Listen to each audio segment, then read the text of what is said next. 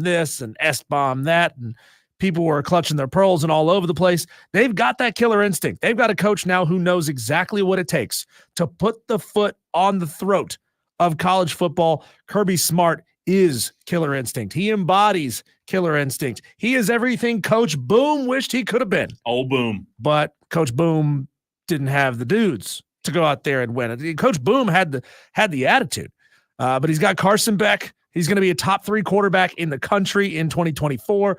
Georgia has an elite offensive line. They got a young interior defensive line and a young secondary, but they got some big names coming in. Of course, there's 5 stars littered everywhere. You could throw a rock on that campus and hit a 5-star. Look out for Michael Williams at outside linebacker, Malachi Starks at safety.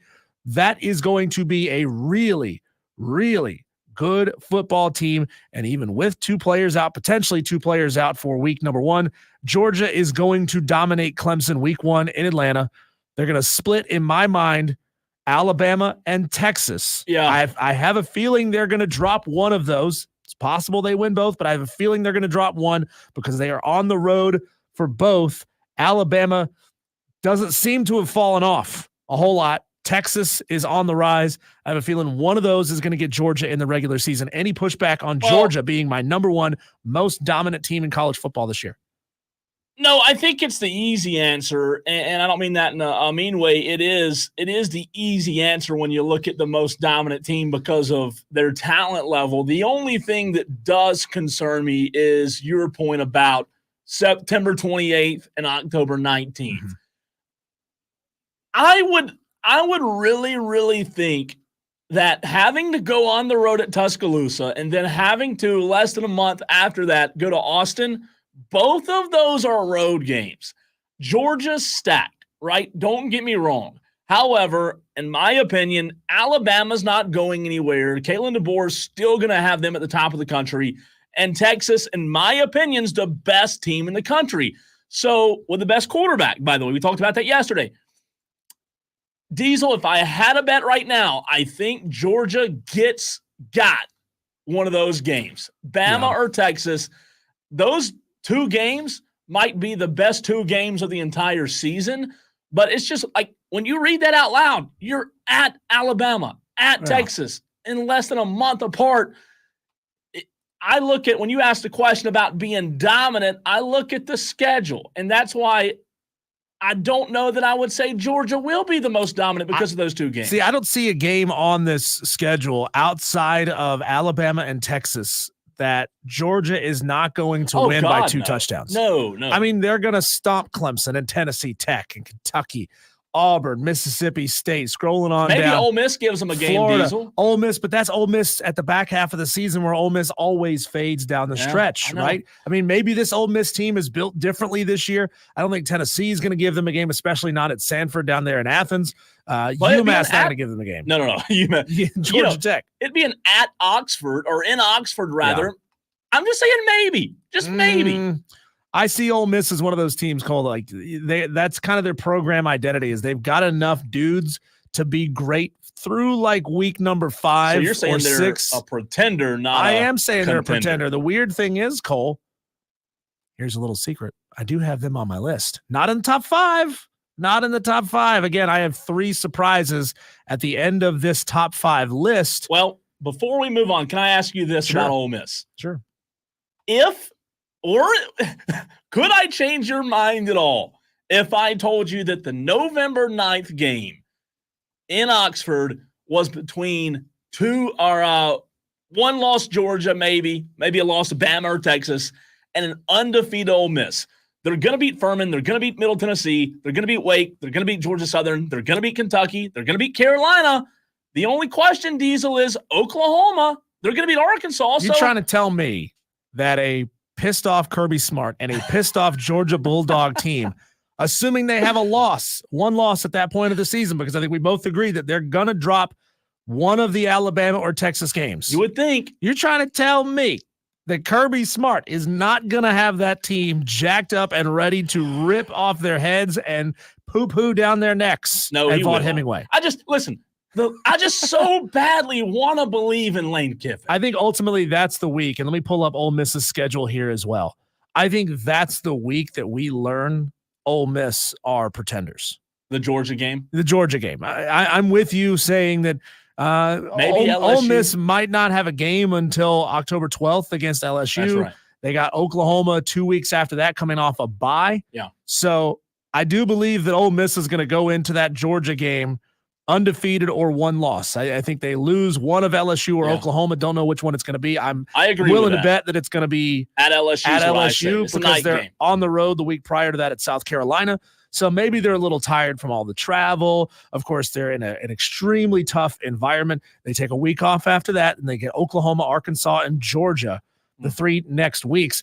I think both of these teams come in with one loss, and Georgia has something to prove at that point. I mean, I think they're going to be so pissed off and angry that there's no way Ole Miss is given Georgia a game. So let's move on to number 2. And again, this is dominant compared to their schedule, not compared to the national landscape, compared to their schedule. Who do we think has a chance to possibly run the table and then look really good while running the table?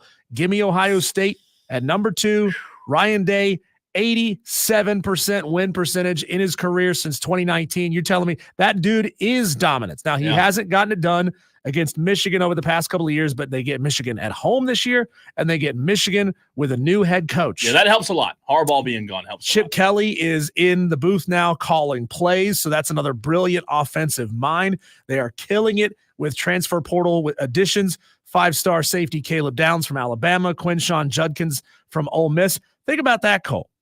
Ohio State is now the program, or a program, not the program, a program that is bringing in SEC transfers. The best of the best who go to the SEC are leaving the SEC and headed to Ohio State. I think that says something. It's not the end-all, be-all, but Ohio State has a relatively soft out-of-conference schedule. There's 2 games that will give them a hiccup. Oregon and Penn State. Those are the 2 that I look at. I say Michigan instead of Penn State. Really? I think Penn State. Michigan at home with a new head coach. Yeah. I as I've said before, I think Michigan is not. I don't think Michigan's going anywhere. Penn State's always, in my mind, been a pretender, not a contender. Again, if my it's only issue there is out, that Penn State's on the road. Yeah, and it could be a wide-out game, and I get they get up for 1 game a year, and they're on TV 1 game a year, right? They play good 1 game a year. I'm just looking at their schedule, though. You know, it's hard to disagree. I did push back a little bit on Georgia. It's hard to push back here because Akron, Western Michigan, Marshall. A lot of directional schools. But then again, Marshall went on the road and beat Notre Dame in South Bend a couple of years ago. I understand we're getting close to the end of this break, so let's push through these a little quicker. I've got number 3, Oregon. Dan Lanning, 22-5 in his first 2 seasons. They're moving into a new conference. They've got Oklahoma's Dylan Gabriel transferring in, calling plays there. Likely the number 1 quarterback in the country this year. Great wide receivers, great running backs. They got a couple of tricky games in the month of November where they'll be at Michigan, at Wisconsin, and at home versus Washington. Washington may or may not have a whole lot for them this year, obviously with their coaching change going on. And then they get Ohio State at home October 12th. If they can get through October against Ohio State and still feel really good about themselves, I think the sky is the limit for this Oregon team. They're going to be stacked. I've been high on Oregon this offseason. They've done really well in the portal, right? We talked about that a few weeks ago. Evan Stewart, Tez Johnson. Them and Ohio State both, back-to-back teams that you brought up, will both be in the top 6, in my opinion, when the season's all said and done. So, yeah, it's really hard to argue Ohio State and Oregon. However, I still got one that you hadn't got to yet that I'm going to choose. This one is going to be the one that kind of makes people go, huh? But again, remember, this is dominance against their schedule, not on the national landscape, or maybe kind of a combination of both. I got Missouri as number 4 on my list. They got veterans everywhere. Eli Drinkwitz is a wizard. He pisses everybody off because he's that nerdy dude who never played football, got real good at Madden, yet somehow can coach his ass off. They have the 65th toughest strength of schedule. Cole, I had to scroll down the strength of schedule list twice to find Missouri. I was like, there's no way they're outside of the top 50, but they've got a schedule, Cole, easier than Tulane, Rutgers, Indiana, and Syracuse. Missouri is going to boat race that entire schedule. Yeah, and that's my team. That's the team I'm going with. When I saw that this was on the rundown, I instantly thought, oh, just a week ago, you and I were looking at this schedule, if that's what you want to call it. And we were talking about them in South Carolina, and I was referencing South Carolina needing to beat Missouri to get over the hump. But when you look at their schedule, I mean, my God, who is going to challenge them? Is, to your point, Murray State, Buffalo, and Boston College, they might win, and Vandy, they might win all of those by 20 or more. A&M and College Station, maybe. Missouri has Alabama, Oklahoma to worry about. And you know what? At the end of the day, they may beat Oklahoma because it's a home game. Alabama is the only game that is one of the more I don't want to say weak, more favorable schedules. Oh, by the way, after you go to College Station, you go to Amherst, Massachusetts for a tough road game in October against UMass. Auburn sucks, right? That's going to be an easy win. This Missouri team right now, when you talk about dominance, they're going to finish the season with 1 loss, at worst 2 losses. Number 5 on my list, Texas. Only 3 true SEC road games on their schedule this year: Vanderbilt, Arkansas, Texas A&M. I think Texas is going to have a very, very, very good first year in the SEC. Quinn Ewers, this is his year to ascend. They've got a veteran offensive line protecting him. Great transfers coming in: Isaiah Bond from Alabama, Matthew Golden from Houston. Their big issue, Cole, is who exactly is Quinn Ewers going to throw the ball to? They've got to replace Xavier Worthy and A.D. Mitchell, who both went to the NFL. The secondary was not good for Texas in 2023, 113th in the country against the pass. Texas has a lot of work to do in the secondary, but if they can get that figured out, I think teams better just go ahead and plan on an L when you face the Longhorns. To your point about the SEC schedule, they will win, in my opinion, every game in the SEC other than Georgia. That game could be a coin flip game, as we talked about. I think they beat Georgia. I like their chances against Georgia, but that's a coin flip game. They do play Michigan on September 7th, and it's at Michigan. Again, sometimes in the past 5 seasons, early in the year, Texas hasn't performed well. I could see that as a trap game for Texas, man. I really could. Going to Michigan, September 7th, noon game in Ann Arbor. I'm not saying Michigan wins, but I think that game's going to be a lot closer than people think. We got a texter here who says, fan Ohio State bought their team. Guess what, texter? Everybody's buying their team. It's NIL, baby. Number 6, Alabama. Enough said. I mean, Kalen DeBoer is elite everywhere he's been. The problem is they've got the 6th toughest strength of schedule. I don't write Alabama off. I don't write Kalen DeBoer off. I don't write Jalen Milroe off, but the 6th toughest schedule in the country. Alabama's going to have a tough year this year. I think they're going to win most of their games, but I don't think they're going to look particularly dominant. I'm talking Alabama circa mid-Nick Saban tenure where he's blowing the doors off of everybody. Number 7, I've got Notre Dame. They got LSU's offensive coordinator, Mike Denbrock, who joined the program. Riley Leonard from Duke is their quarterback. They've got a lot of questions at the offensive tackle spot, both sides of that thing. So can they even protect Riley Leonard, the guy that they just brought in? And they only have 3 true road games at A&M, at Purdue, and at Southern Cal. I think they go 2-1 in those 3 games. And number 8 on my list, I've got Ole Miss. We already talked about them a lot, but is this the year that Ole Miss and Lane Kiffin finally put it together? Jackson Dart is great. They have the potential to jump a rebuilding LSU and Alabama. Maybe there's a little extra motivation there, but I think Ole Miss is going to have a really, really good season until they play Georgia in, what was that, October? It is let's see, I have it right here. It is November the 9th. November 9th. So, again, as I said a minute ago, I don't know why I feel this way, but I really want I really want Lane Kiffin to break out. Like, I know he's already on the scene, so I can't say break out on the scene. I want him to become an elite coach so bad. Kirby with a title? I know. Come on. But I'm telling you, I like Lane Kiffin. I like Lane Kiffin a lot, and I want him to do it. We talked about it a few days ago. He's never been able to get over that hump. He's always lost a few key games. Jackson Dart, though, in my opinion, if he's going to do it, he better do it with Jackson Dart, because this is a prime opportunity with this schedule. The good news is Ole Miss, Diesel, to put a bow on this, Ole Miss should be a playoff team. You got Georgia. We'll mark that as a loss, right? But other than that, LSU, Oklahoma, You should beat Oklahoma at your own home, at your own stadium. In their first year in the SEC, you should beat Oklahoma if you're Ole Miss, right? Yeah, that's Baton Rouge, embarrassing to let Oklahoma come in and beat you. That'd be bad, man. I'm not saying, listen, if Brent Venables goes in and beats Lane Kiffin first year in the SEC, that's a bad, bad loss for Lane. And I like Lane Kiffin, but you can't let that happen, not in the first season. So I hope I'm wrong, but Lane's just, for whatever reason, just hasn't been able to get it done. All right, we're going to stay on the college football front. Yesterday, we talked about Dabo in the hot seat. Today, we're going to take it a little bit different of an angle. What's the minimum it would take? What would have to happen in order to put Shane Beamer, where Dabo is now, at a 0 on the hot seat scale? Get your thoughts in while the break is going on. 71307. Start your text with the word fan. Phone lines will be open in the next segment as well. 844-FAN-PHONE.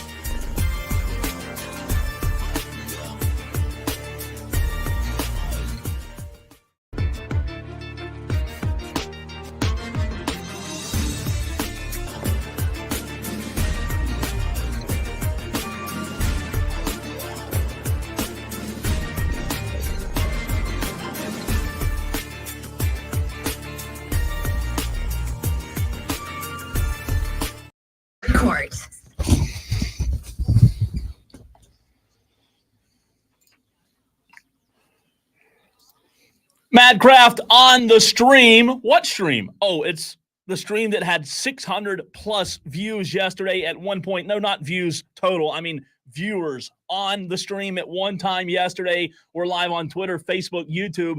Madcraft kicks us off for this topic and says he's got to make a bowl game, parentheses, not happening, and he has to beat some teams he's not supposed to beat, in parentheses, Alabama, Missouri, Ole Miss. What is Madcraft talking about if you just tuned in to Wire? Well, this segment, we are flipping the script from yesterday to Diesel. What's the minimum? What would it take for Shane Beamer to be where Dabo Swinney is now and have a 0 on the hot seat scale? This is a tough one because it would take a lot, right? Yeah, it certainly would. Certainly would. I mean, there's a lot of Gamecock fans out there who will say, what are you talking about? Shane Beamer's not on the hot seat. Y'all are lying, first of all. The seat is definitely warm. Hot seat, no. But ask me that question again come December, there's a very good chance that Shane Beamer is on the hot seat. If South Carolina misses a bowl game this year, which is not an impossibility, no. Shane Beamer's seat is so hot he can't touch it with the back of his hand. And again, just like we talked about yesterday as we were live at Ingles, Diesel, this is not what you and I are saying is going to happen. Correct. This is what we think would have to happen in order for old Beamer to not be on the hot seat. So as I said to Diesel, in my opinion, this is a tall task. This is a tall cup of tea, right? For Diesel, unsweetened tea. For me, sweet tea. I just think that when you look at the schedule, and I do agree a little bit with what Madcraft said there are locks. However, as we've discussed, there's only 4 of them. Old Dominion, Akron, Vandy, and Wofford are the 4 locks, right? Those are the games that South Carolina, without a doubt, has to win. Those are the games that he has no excuses not to win. So there's 4 wins on the schedule. I agree with what we said yesterday when talking about Dabo, that the expectations matter. But I believe, Diesel, that Shane Beamer doesn't have to upset an Alabama in order to get back to 0 on the hot seat scale. I don't think that's a necessity. It would definitely help. I just think that winning consistently, beating teams like A&M, beating teams like Kentucky, maybe even an LSU, which is at home, by the way, I think that's what starts getting him back to 0. Yeah, that's when you really have to start building some feel goods. And call back in, would you? We were in the middle of a segment there and didn't have a chance to get to you on the phone line. But this is the year that Shane Beamer's got to get them back to feeling good. Fans have to have some optimism, big time optimism going into the 2024 season. You said it. There are those 4 basically unlosable games. Old Dominion, Akron, Vanderbilt, and Wofford. You go 4-0 in those games and you look good in those 4 games, that goes a long way. I think that right there gets you 70% of the way. And then you go out there and you beat one of these teams, especially the home games, like you just said. LSU at home. There's Ole Miss at home. There's Missouri at home and Clemson on the road. You win 2 of those, man, that fan base is really crowing loud all over again. Here's the deal. I think the LSU game on September 14th, that is the 3rd game for South Carolina. I think that is more of a winnable game than people realize. At noon, I'm not saying it is the game that South Carolina has to win. I'm not saying it's 100% winnable game. But I am saying the LSU game for South Carolina is more winnable than maybe Clemson fans or the majority want to give them credit for. LSU is not the LSU of old from a few years ago. I wouldn't necessarily say they're in rebuilding mode, but if you're going to get LSU, this would be a great year to do so. That would be a great season to do so, right? As they lost their offensive coordinator. We talked about it in the last segment. Their offensive coordinator is now up at I had it there for a minute. I lost it. I forget where exactly he went off to, the OC. Mike Denbrock. He's now at Notre Dame. Yeah. You're right. This is the year to get LSU. If you're going to do it, get it. Because, they're not going to be down long, right? I mean, LSU is going to be back. That's who they are. However, I just look at this schedule when you talk about what will it take for Beamer to get to 0. Listen, 0, in my opinion, and this might be a hot take, but 0, to kind of answer the question, is not realistic. It's not a possibility, in my opinion, Diesel. I don't think Shane Beamer can get to a 0 because the reality of it is you play in the SEC, right? Right. Really, nobody is ever a 0 in the SEC. That's right. Listen, but getting down to 1 or 2 would be great, right? I would say right now, and I want to hear your thoughts, if you had to say right now on a scale of 1 to 10, 0 to 10, 0 being cold, 10 being hot as you know what, yeah. Where, in your opinion, is Beamer right now? I say he's at a – let's do it together on the count of 3. Ready? 0 is cold and 10 is hot? Yep. 1, 2, 3, 4. Oh, Jeez. Look at that. Great minds think alike. Yeah, I think at the end of the season, in all likelihood, Shane Beamer's going to be at about a 6. See, I almost went 5. I almost went 5. I think he's going to be at a 6 by the end of the season, given the expectations, given what they face, which is an extremely tough schedule. They're going to be at a 6 by the end of the season, and it's possible he's at a 7. I mean, I don't think you fire somebody until you get up around an 8 or a 9, and he's not there, and he won't be there at the end of the season, but he could very well be there by the middle of next season. Well, if you're at a 5, yeah, that means there's a 50-50 possibility you don't have a job next year, right? Oh. Because if you're at a 5, even though it's not a 10, I think 10's obviously out the door, but I think Mark Kingston this past year was around 5 or 6 for a long time, a couple of wins against Tennessee, and then all of a sudden that skyrocketed from a 5 to like an 8, 9. Tanner pulled the plug on Kingston. I think it can move very fast. I just don't know this year, if it were to move to a 10, something would have to go drastically wrong, right? At the end of the day, though, the easy answer to all of this, Diesel, the easy answer to this question is on November the 30th, you walk out of Death Valley with a win. And hot seat. What is a hot seat? The reality of it is they can win 4, 5 games in the regular season. And as long as they beat Clemson this year, a lot of fans would say. Do our Gamecock listeners believe that? If you win 5 games, and 4 of those are the ones that we call gimmies, and Old Dominion, Akron, Vanderbilt, and Wofford. And then I'm saying Clemson would be at Clemson. Well, I'm saying you'd have 5 already in this, and Clemson would need to be that 6th. Because the reality of it, let's go through it. What if you don't get an SEC win? But your big win is on the road at Clemson. Depends what Clemson did, Where do Gamecock right? fans find themselves at that point? It's a great question. I side on you've got to win an SEC game because that means you lost to Vandy.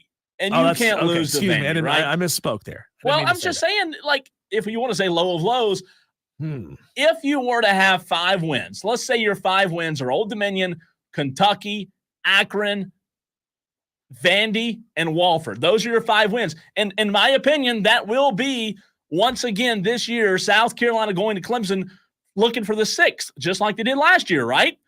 If they have 5 going to Clemson with 1 SEC win and they beat Clemson, is he safe?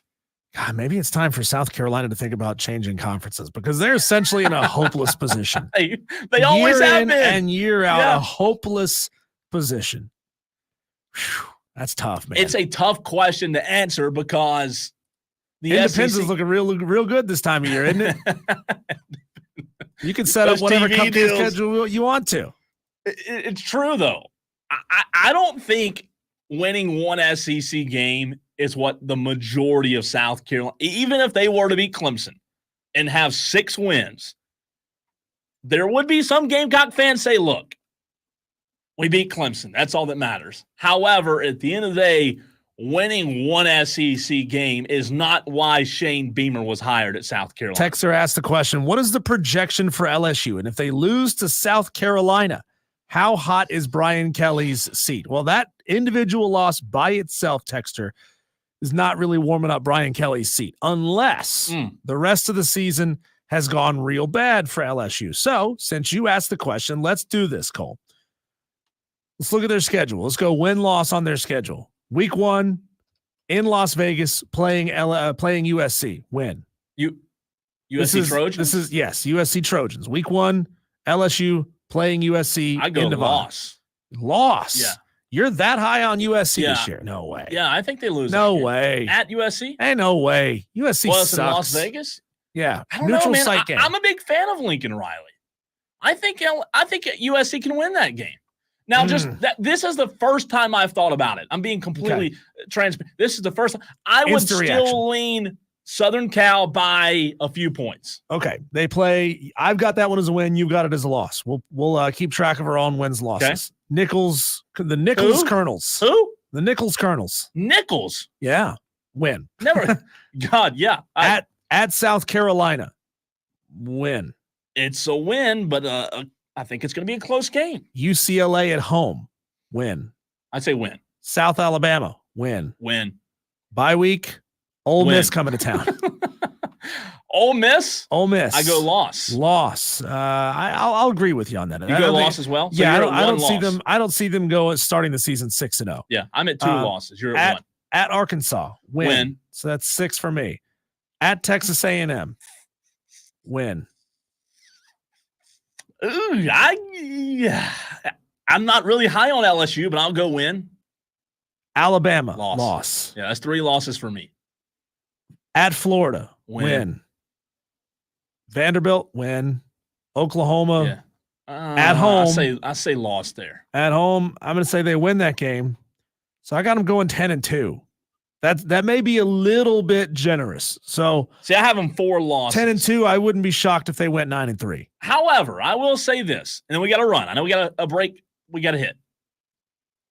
To the texter's point, will that make Brian Kelly's seat hot? I don't think it'll make Brian Kelly's seat hot if they lose to South Carolina. However, I don't think it's a good look for Brian Kelly, because Brian Kelly, when you look at Brian Kelly versus... But he's part of the family. When you look at him versus Beamer, though, everybody would think, yeah, year in and year out, Kelly should have a better team, right? He does have a good reputation of being able to put good football teams on the field. A little bit better of a reputation than Beamer. It's a hard question to answer, though. You told those who have turned it on and left it on for the first 40 minutes of the show, keep it going, because when we come back, what player's retirement, and this is aimed directly at you, Cole, what player's retirement bummed you out the most? Because there's a big fat bummer coming to Cole Bryson in the next 24 months or so. God, that's coming up next here on the Fan Upstate.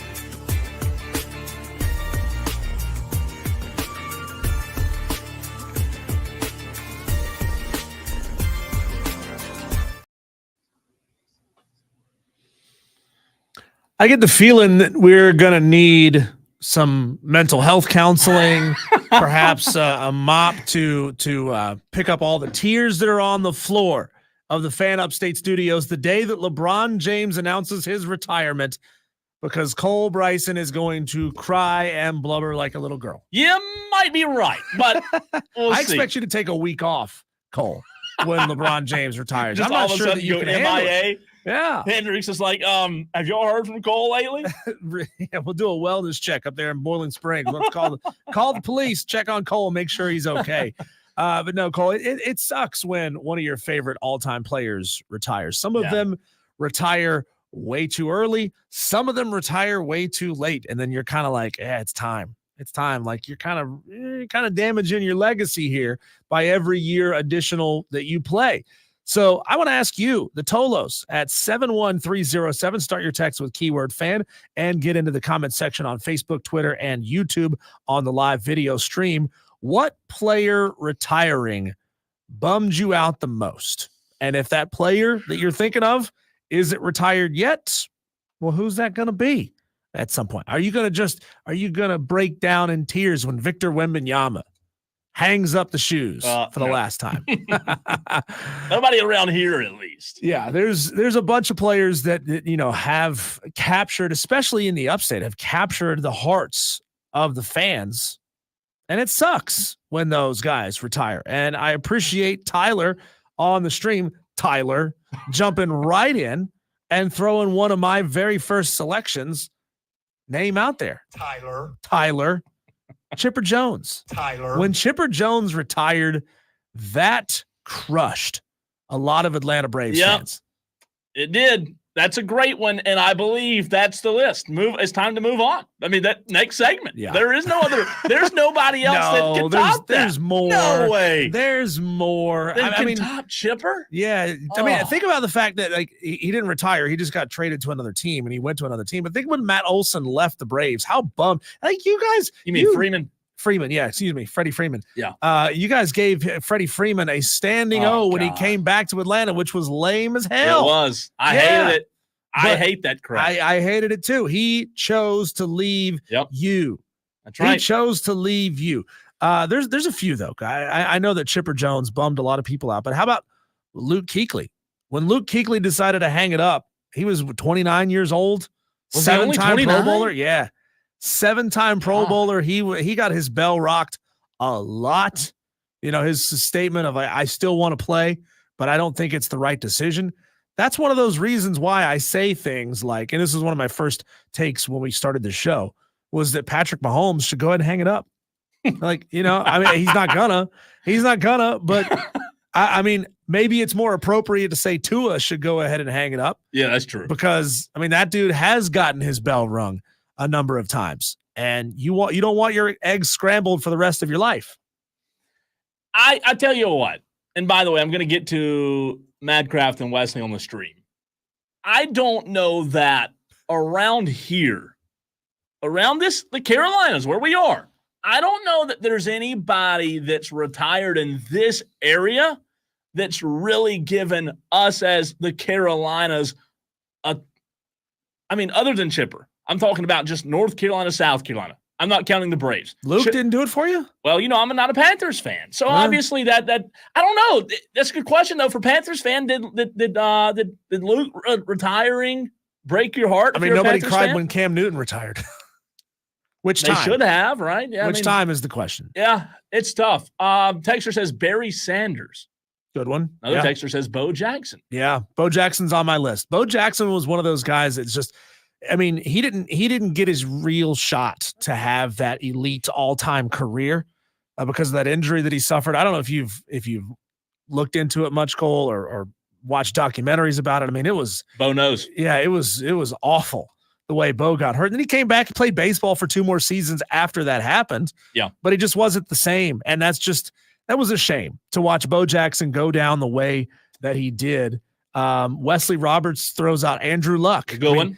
I never really understood all the Andrew Luck conversation. I mean, he was great at Stanford, and then he got into the NFL, and he never really showed us that greatness. I mean, I understand that he got hurt again and again and again, But I mean, at some point you have to show it. Otherwise, you're going to go down as a generationally hyped guy. And I'm not saying that he couldn't have been great. Also, he was on a terrible team. So he never really got that chance. And so maybe I'm just being mean to old Andy. You're being mean. Madcraft says Frank Gore. Frank was sad because he had such a long and successful career. It was hard to watch the end. Did anybody cry when Rob Gronkowski retired? He was as elite as elite gets. He was a goofy dude. He was the epitome of fun and a firecracker out there on the field. But did anybody cry when he retired? Cornchip, who, by the way, we saw yesterday, appreciate you coming out the English yesterday, says, I think Bobby Cox hurt worse than Chipper. Really? Wow. Yeah, I get it. Bobby was a staple. He's like the varsity right there in downtown Atlanta. They were like a package duo, kind of. Texter says, I will jump for joy when LeBron James retires, a.k.a. flopped him as prime. But when Dan Marino retired, that got me. Texter 504, you do not appreciate good basketball, do you? You don't appreciate good basketball. One texter from the 363 says Yadier Molina because he's a Cardinals fan. Texter says Calvin Johnson. Sucked to see him go because the Lions would never trade him. It's true. He had to play his entire career on a garbage team. You can continue to get your thoughts in on that player or coach that just got you in the heart. Tough day for you when they retired. Man, this texter is coming after you. Oh, God, the LeBron hater? Excuse me, it's a different. Oh, there's another one. There's another LeBron imagine hater. that. Somebody texter says, Le Flop the racist, Le Flop the coach killer, and franchise destroyer. A reputation as a backstabber amongst his peers. Le Flop the compiler is the GOAT. Yeah, that's a dumb text. Of attention whores. He's arguably a top 10 basketball player of all time. Arguably. All right, texter. That's the dumbest text we've gotten ever. We got to go to break.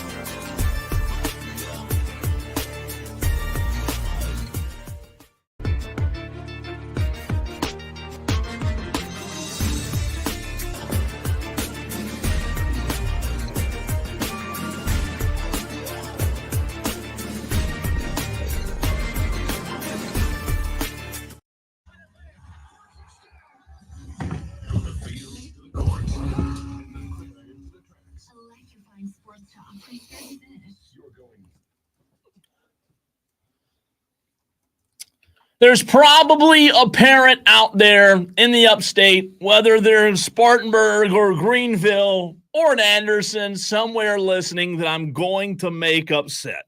And I don't have the intention of making listeners upset. However, this is where we are, Diesel. To quote the Emperor in Star Wars, do it. Oh, I thought you were going to say Emperor's New Groove. Didn't see that movie. one. Oh, come on. Come on. All right. This is why I say I may ruffle some feathers here. This is exactly what this world has come to in high school athletics and college athletics. And we have a prime example. We have a perfect example, rather, of the modern day athlete. It is DJ Uiagalelei, the new Florida State quarterback. What do I mean? What is Cole talking about, Diesel? Well, I'll tell you this. DJU is the epitome of the modern day athlete. You look at the high school football scene across the country, right? You look at what is going on with transfers and people packing up, moving their kids here and there because they didn't like this or they didn't like that. DJU started where? Right here in the upstate, in Clemson.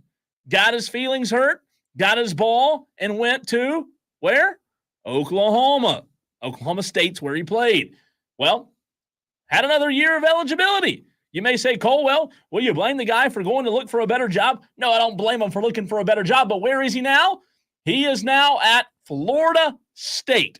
Diesel, you may disagree with me, but I think DJU is the epitome of what the modern day athlete is in 2024. Well, certainly. He's a prime example of a guy that came out of school with a lot of hype, big size, a lot of talent coming out of high school in California. Dabo loved him, had the potential to be really good, and then just didn't quite live up to expectations, especially in this world, Cole, where you're expected to be great your first year as a starter. You're not really given a whole lot of time. Like, you get 1 year to be good, and if you're not good, peace out. We got another guy right behind you. And that's also always kind of been a truth of high-level programs that always are recruiting 4- and 5-star guys, especially at the quarterback position, year in and year out. If you're not the best, you're going to get replaced. True. And I'm not shocked that DJ left Clemson to go to Oregon State. What I am shocked, especially if it hadn't been for the Pac-12 dissolving, which I think DJ saw that writing on the wall and said, I got to get out of here because this place is falling apart. I don't want to be playing an independent or a West Coast Conference schedule. I know they're not in the West Coast Conference in football, but you know what I'm saying? I don't want to be a part of that. I got to look for another opportunity. And it just so happened to land at Florida State right here in Clemson's backyard almost. I mean, it's a fascinating and compelling story. I said Oklahoma State. I misspoke. Oregon State. I apologize. It was O State. So thank you, texter, both two texters that corrected me there. The Oregon State Beavers, is that right? Correct. The Beavers, terrible mascot, by the way. The Beavers, DJ became a Beaver, not Oklahoma State, as we talked about their head coach yesterday. Oregon State. Again, thank you for correcting me there. It is a prima donna culture, the society. I see a lot of it, Diesel, because I cover high school football in this state very closely, and holy cow. If I told you some of the stories that have happened over the past few years, kids transferring from this high school to this high school, back to this high school, now 3 high schools within 1 year, would you say, oh, that's a legitimate move. That's a good problem. You know, we want these kids to have better opportunities. Why would you blame someone for going and taking a better job somewhere? Well, there's nothing wrong with taking a better job. However, the culture's created at a young age, and when they see it in high school, they get used to it. Transfer portal allows it. I'm not Rob Brown. We talked about this a few months ago. I'm not blaming them for transferring using the portal. I'm not saying they're wrong for it. I'm saying the culture we've created has allowed it. The rules allow it. And now it's going from high school to college. If you don't get your way, there's no need to panic. Your dad will just take you somewhere else, and then in a few more weeks, he'll take you somewhere else. And guess what? In college, you can do the exact same thing. I'm not saying the C word because the promo that ran about the C word ruffled some feathers, but DJU, in my opinion, is just showing the world. He's showing the country. You can go where you want. It doesn't matter if you commit. Okay, I used the C word. It doesn't matter if you commit here or commit there. You do what you want and do what makes you happy. Anything wrong with that in your opinion, Diesel? Well, I mean, what happened to the ideals of hard work? What happened to the ideals of, you take a step back because you had a bad year or you didn't show up the right way when you had your opportunity, waiting in the wings for your next chance. I mean, I understand these guys are on a limited timetable, right? It should be on a 4-year timetable. I know COVID kind of changed some things. We got guys who are playing in college football well into their 30s these days where you've had lots of chances. But all these guys, they all have aspirations of getting to the NFL. DJU Uyunglele has probably been told since he was 12 years old, you're going to be an NFL quarterback one day. And he's bought into it. He's believed it. So, I mean, when you only have 4-5 years to show what you've got to make it to the next level, I understand why you feel like you have to make these jumps, right? The crazy thing is, if DJ had stuck around last year, I think he might have been reinstalled as the starter, right? I don't think it's far-fetched to say. Like, Cade came in and showed out exactly what he needed to show, exactly when he needed to show it, which is not different from what DJ did the year prior when he showed out against Notre Dame in that primetime game, right? Yeah. So he is a victim essentially of the same thing that he achieved. He showed that massive upside in his limited opportunity when he had the chance.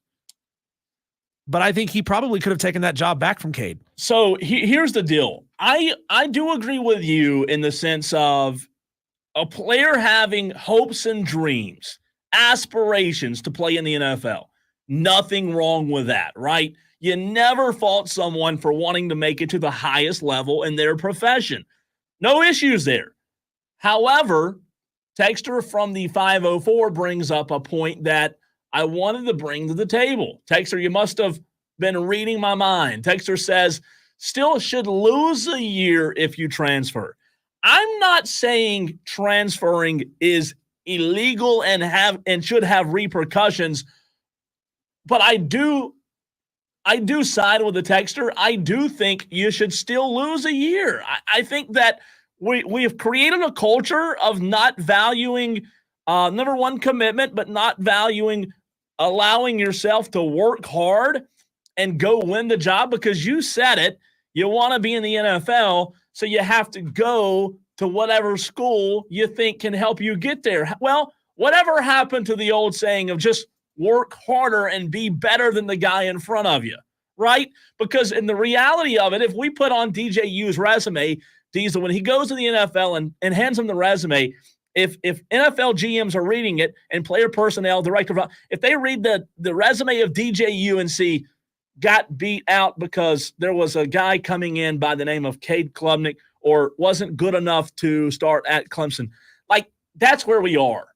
You're not good enough to start at Clemson. And again, I'm not saying that's a diss on Clemson. Clemson's a very tough school to go play quarterback at, right? I'd argue one of the top 15, 20 in the country. However, you were the guy. Remember, Dabo said, that's where you're going to be throwing touchdowns, DJ, right, in the airplane. He was supposed to be the guy. My whole thing is, if you're the guy, go prove it, go beat out who's in front of you, and earn it. That's my whole thing, Diesel. Earn it. Yeah, the guy who's got what I'm looking for if I'm a head coach doesn't just take his ball and go somewhere else the first chance or the first time he doesn't get his way. We got Wesley on the stream who says DJ's dad wants him to succeed more than he does. That's probably true. That's probably true. I mean, we had him on the show a year or two ago, and he talked about DJ kind of being afraid to get hit. His dad, when he was a younger guy, he definitely raised some questions about DJ's mental toughness. And I think DJ proved it by leaving after Cade had one good game at Clemson. Y'all had his dad on. His dad said that. Mm-hmm. You know what? That's fascinating. I mean, I kind of agree with Wesley. Like, if you followed his dad, if you followed anything that his dad posted, yeah. I mean, he was going to be DJ Brady, right? That's who he was going to be. And you know what? Maybe he is. Maybe he still has a career in the NFL. And that's a question we can get to here in a second. T-Swizzle says, DJU, way overrated. His footwork is like a child's, too slow, and you can't throw a slant the same you throw a fade.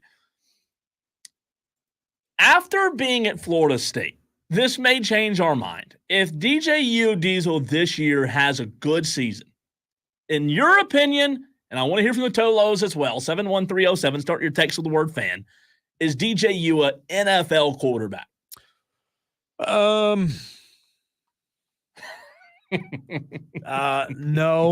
No. I mean, at best, he's a fourth round grade pick. At best, maybe third, but that's pushing it. I mean, I see DJ honestly as a CFL quarterback. If he wants to play pro ball, he's going to be playing it in Canada. I don't disagree with you there. I would love to say that maybe I could be wrong and one day he does make it in the NFL, but I have a hard time convincing myself that he's an NFL quarterback. I mean, scheme certainly matters. Obviously, he changed himself in his 1 year at Oregon State. Maybe it took the right coach with the right terminology and putting him in the right situation. He was a square peg in a round hole at Clemson, possibly. Could be. But then again, Cole, I mean, we know that a lot of these players, they don't necessarily have hiring and firing power, but these coaches talk to them. Hey, what are you comfortable with? What do you like? What do you like about the scheme? What don't you like about the scheme? It's not like they put DJ out there and said, hey, you're going to do what you're told. Run the plays that we tell you to play. Even though you don't fit in this scheme, we're going to have you throw it. We're going to intentionally make you throw throws that you can't make. That doesn't happen because these guys want to win. So, a change of little things, this and that, might have really affected DJ while he was still at Clemson. Pro Football Network does have a draft projection on DJ. They write, heading into the 2025 draft cycle, Uiagalelei grades out as a mid to late day 3 prospect.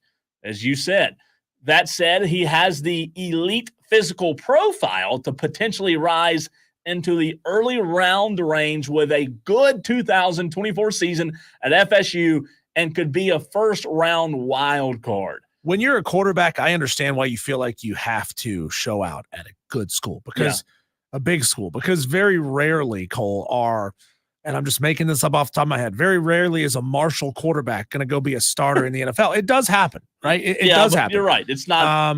The stories there are rare. It's the Brock Purdy. It's the correct. Blanking on his name, the guy that came out of North Dakota State and flopped in the NFL. I mean, those stories are rare, but Carson Wentz? No, not Carson Wentz. Not Carson Wentz.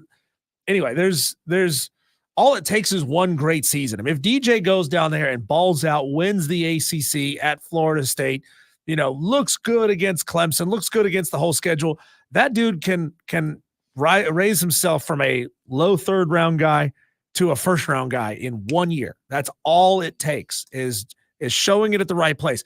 And if DJ stayed at Oregon State, or if DJ was at Ball State, for example, they're always going to say, well, he couldn't hack it at the big school. He showed out at the smaller school, but he couldn't hack it at the big school. And that will be the narrative that surrounds him. Couple of messages on the stream that I want to get to. Madcraft asked, do we expect DJ to produce like Jordan Travis? Let's be real here. And T-Swizzle responds, and I kind of agree. He says, heck no, I see Florida State more of a running team this year. Wouldn't be surprised if they changed their scheme. Brandon's on the stream says Florida State should have made the playoffs last year, and they will make a deep run with DJ this year. You know, I'm torn on this, and that's why I have hesitation here. Oh, I'm sorry. Trey Lance was Thank you. Wesley and the texter. They got you there. Trey Appreciate Lance. You. By the way, now with my Cowboys, I really struggle with this. Do I think DJ will do good things at Florida State? Sure. Is he going to be Jordan Travis to answer Madcraft's question? No. I think Jordan Travis was the best there was last year. I mean, he was phenomenal for Florida State last year. So you can't realistically say that DJ can be anywhere close to what Jordan Travis was. Can he still be good? Sure. Can he be Jordan Travis? Not in my opinion. So at the end of the day, Diesel, I like the chances of Florida State making a deep run, to Brandon's point.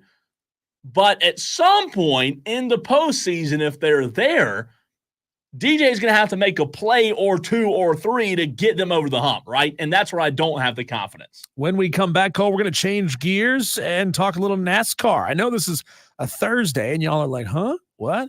Shane Connuck is joining us a day early. Shane Connuck from the Charlotte Observer. We'll talk about the Chicago street race from this past weekend, and, of course, Pocono coming up next weekend. That's coming up next here on the Fan Upstates.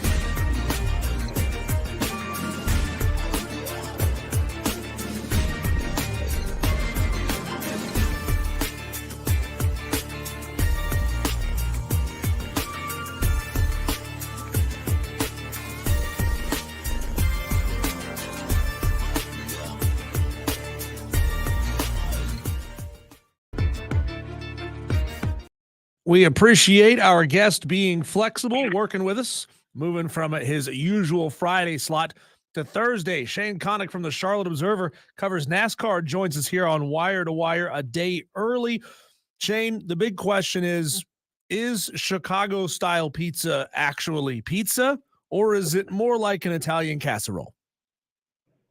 You see, I was born in New York City. I was born in Manhattan.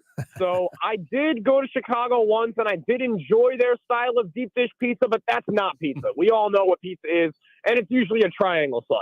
Thank you. It's got to be wide and flat. You got to fold it over. That's how you eat a pizza. I'm glad we all agree on something. We all agree.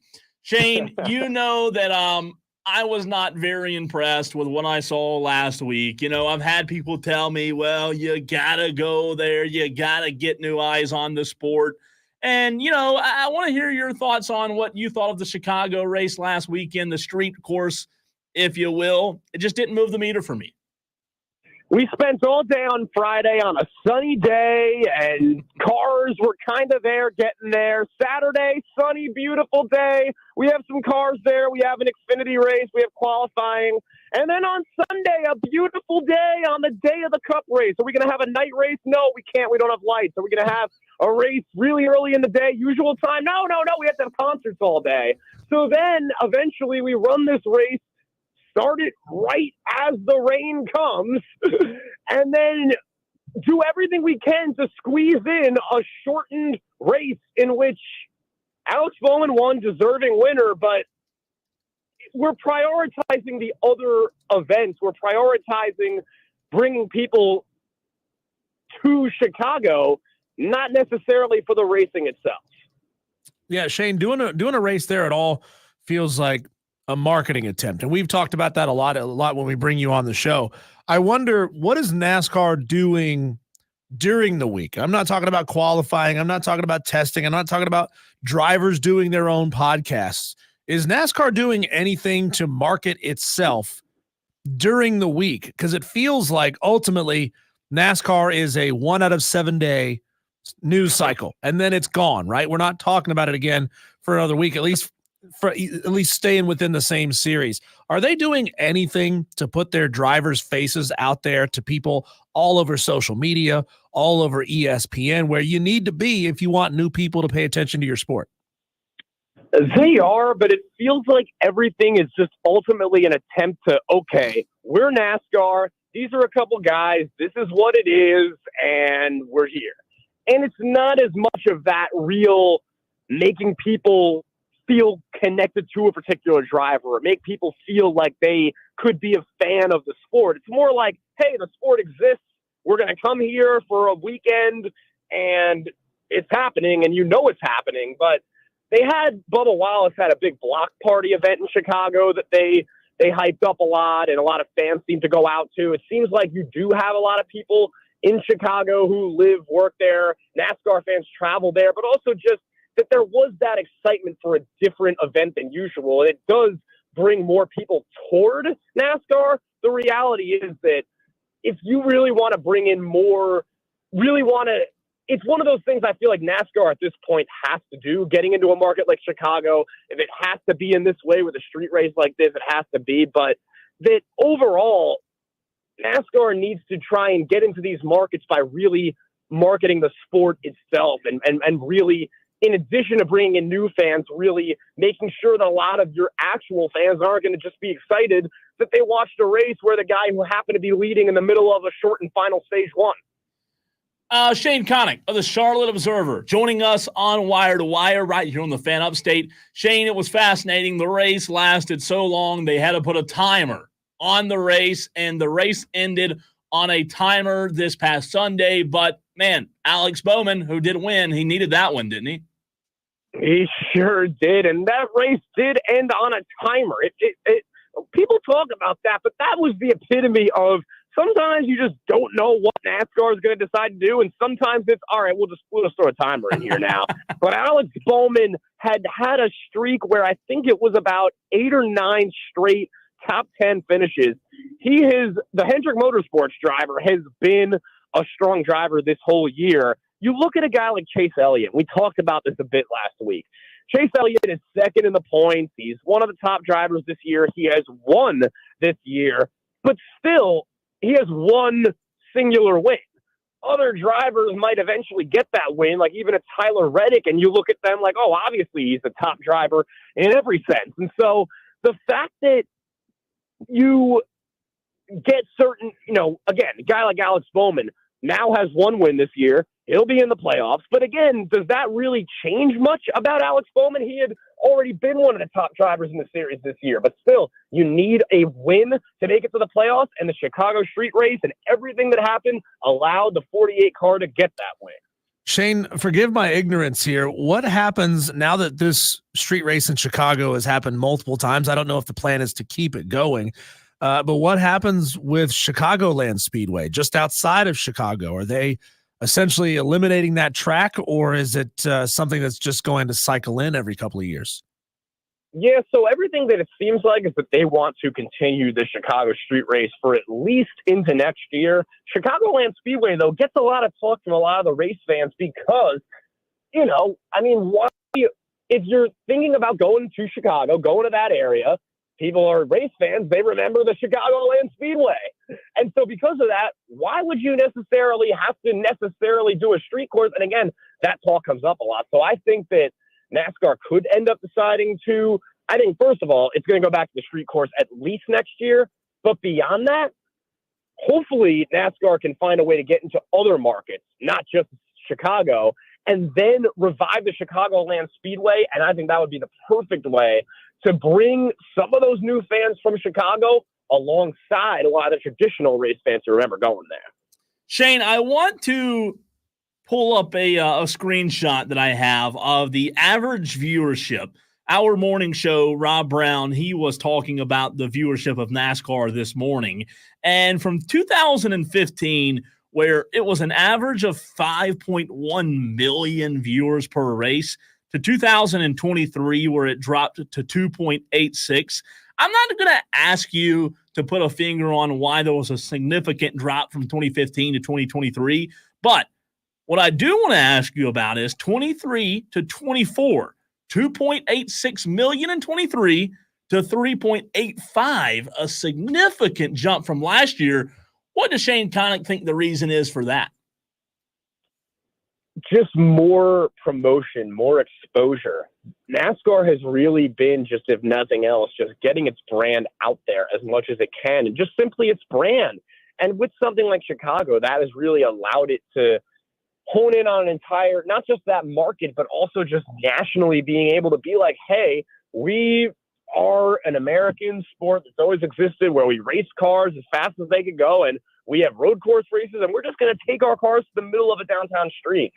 All of that, the more and more that just gets talked about, the more and more that's going to lead to slight increases in viewership. And now we're getting to a point when NASCAR is getting to have as many of its longtime fans at least somewhat interested, and then bringing in those new viewers alongside of them. Shane Connuck from the Charlotte Observer joins us here on Wire to Wire with Diesel and Cole Bryson. NASCAR is headed towards electrification, for better or worse, Shane. They unveiled the new ABB NASCAR EV prototype at Chicago. NASCAR officials have said they really want to push to be out ahead of this technological shift. We know that the public has extremely mixed feelings about EVs.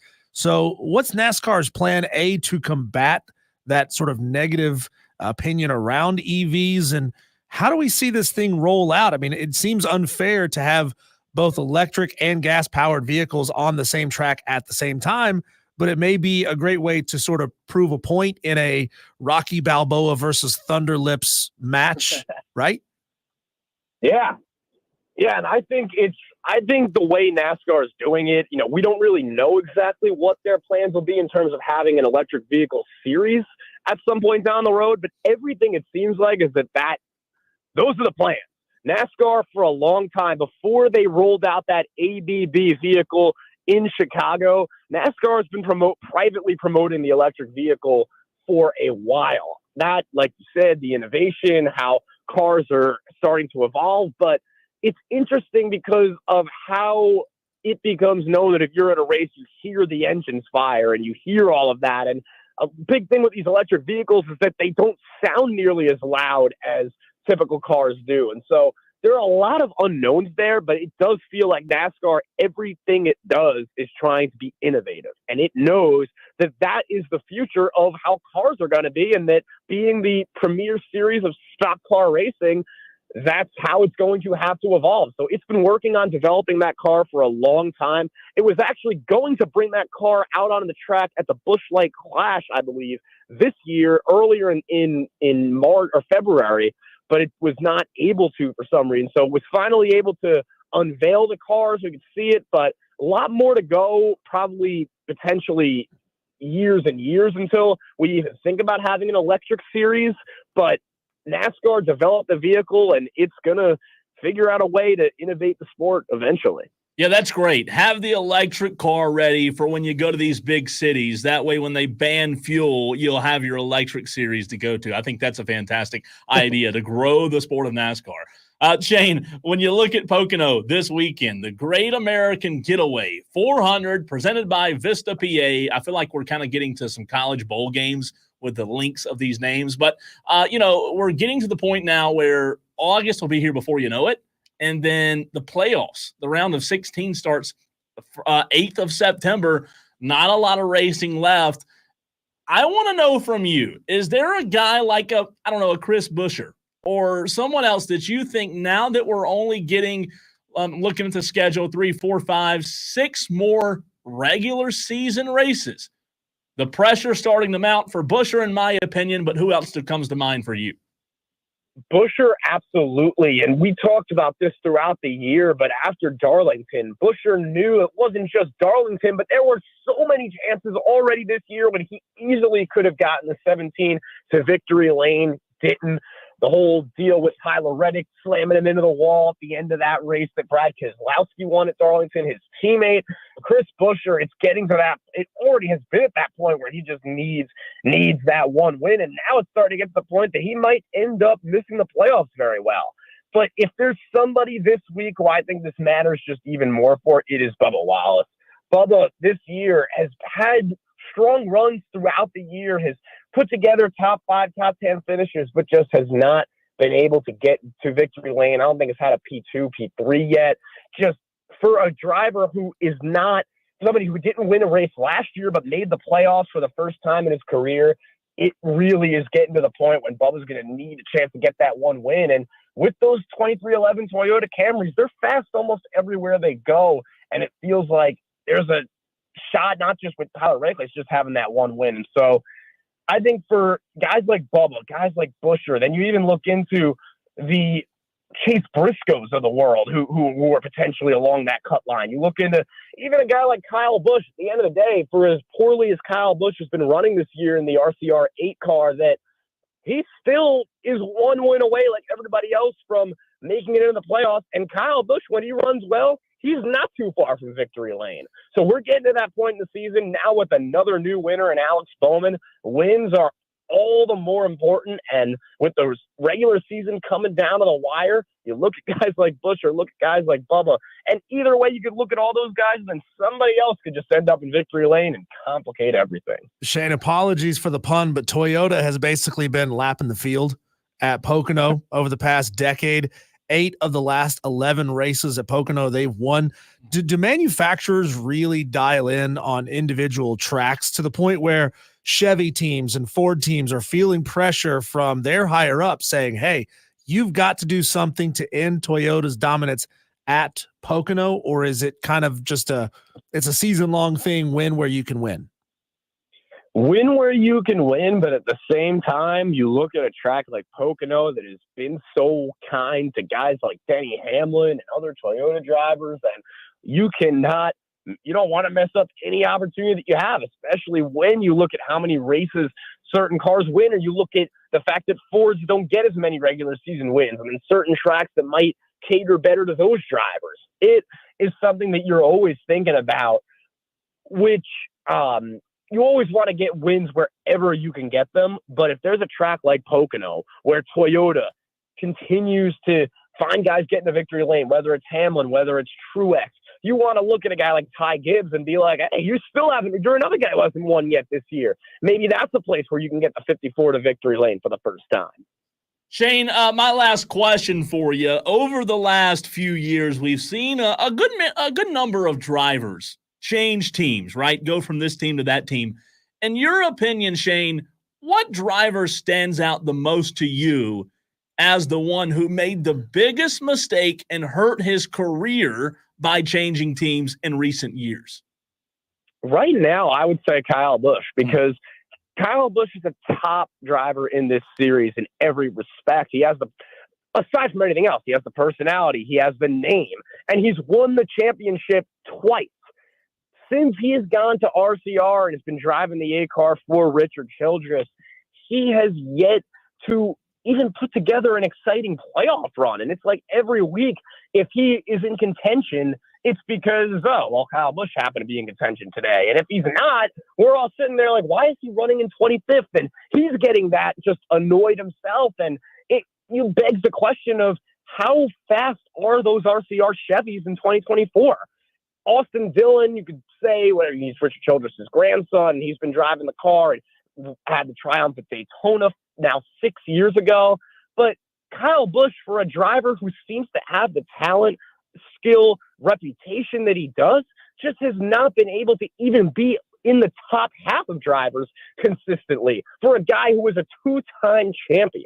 So I would say that of a lot of these guys move around. They end up in cars that seem a little bit faster, a little bit slower. They seem to win a little bit more. It feels like there's no move that was made like the move that Kyle Busch did that just led from him going to being a two-time champion to being a driver who we're excited if he has a top 10 finish. Shane, great stuff as always. I know we tell you a lot, but we really do appreciate you taking time to join us. Normally on Fridays, but this week on Thursday, you do a fantastic job, and we'll talk to you next week, my friend. Thanks so much, guys. It's always fun to talk with you guys. And Cole, hope to see you soon.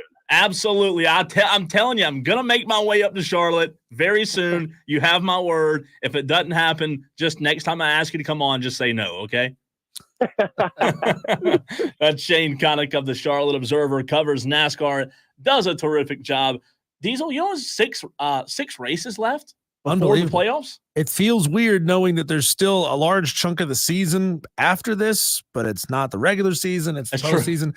Again, this goes back to my primitive brain, my reptile brain, not understanding that there are essentially two seasons within a season of NASCAR, which doesn't make a whole lot of sense to me. We had a texter here get in, Cole, and I think this is a fun place to take this. He says, so with EV cars, we would eliminate the gas and go pit stop that wins the race, and you credit the crew chief for the strategy or the pit crew for being the fastest. I mean, it certainly changes NASCAR. It changes the whole vibe around a pit stop, right? I mean, they'll still have to change tires and they'll still have to clean off windshields and things like that. I am interested to know, Cole, what the range of a high output vehicle like a stock car, like a NASCAR EV would be. I mean, you're putting a lot of strain on a battery. Yeah. How does that happen? I mean, and hey, here's something really interesting. I think electrification in NASCAR could potentially, Cole, bring NASCAR back to its roots, which was essentially R&D for these major manufacturers, right? If Ford can figure out a way to pack a battery into a stock car that'll drive 200 miles an hour and go for 400 miles, think how that could then be applied to your passenger vehicle, which is what NASCAR was, right? In the 70s and the 80s. NASCAR was R&D for these auto manufacturers. This could get them back to their roots in a way. It just blows my mind that much horsepower could come out of a battery. And you get it instantly. That shocks me. I don't believe it. I just don't believe it. In my mind, I don't see how it happens. I just wonder, are we going to be in a position where EV races would only be 100 miles because that's all they can get out of them? Essentially 100-mile exhibitions. What happens on a rain delay? Or can you quickly drop a battery and install a new one? That's going to be really fascinating to me. It's crazy is what it is. All right, Daily Wires. We'll update you on what's going on around the sports world next.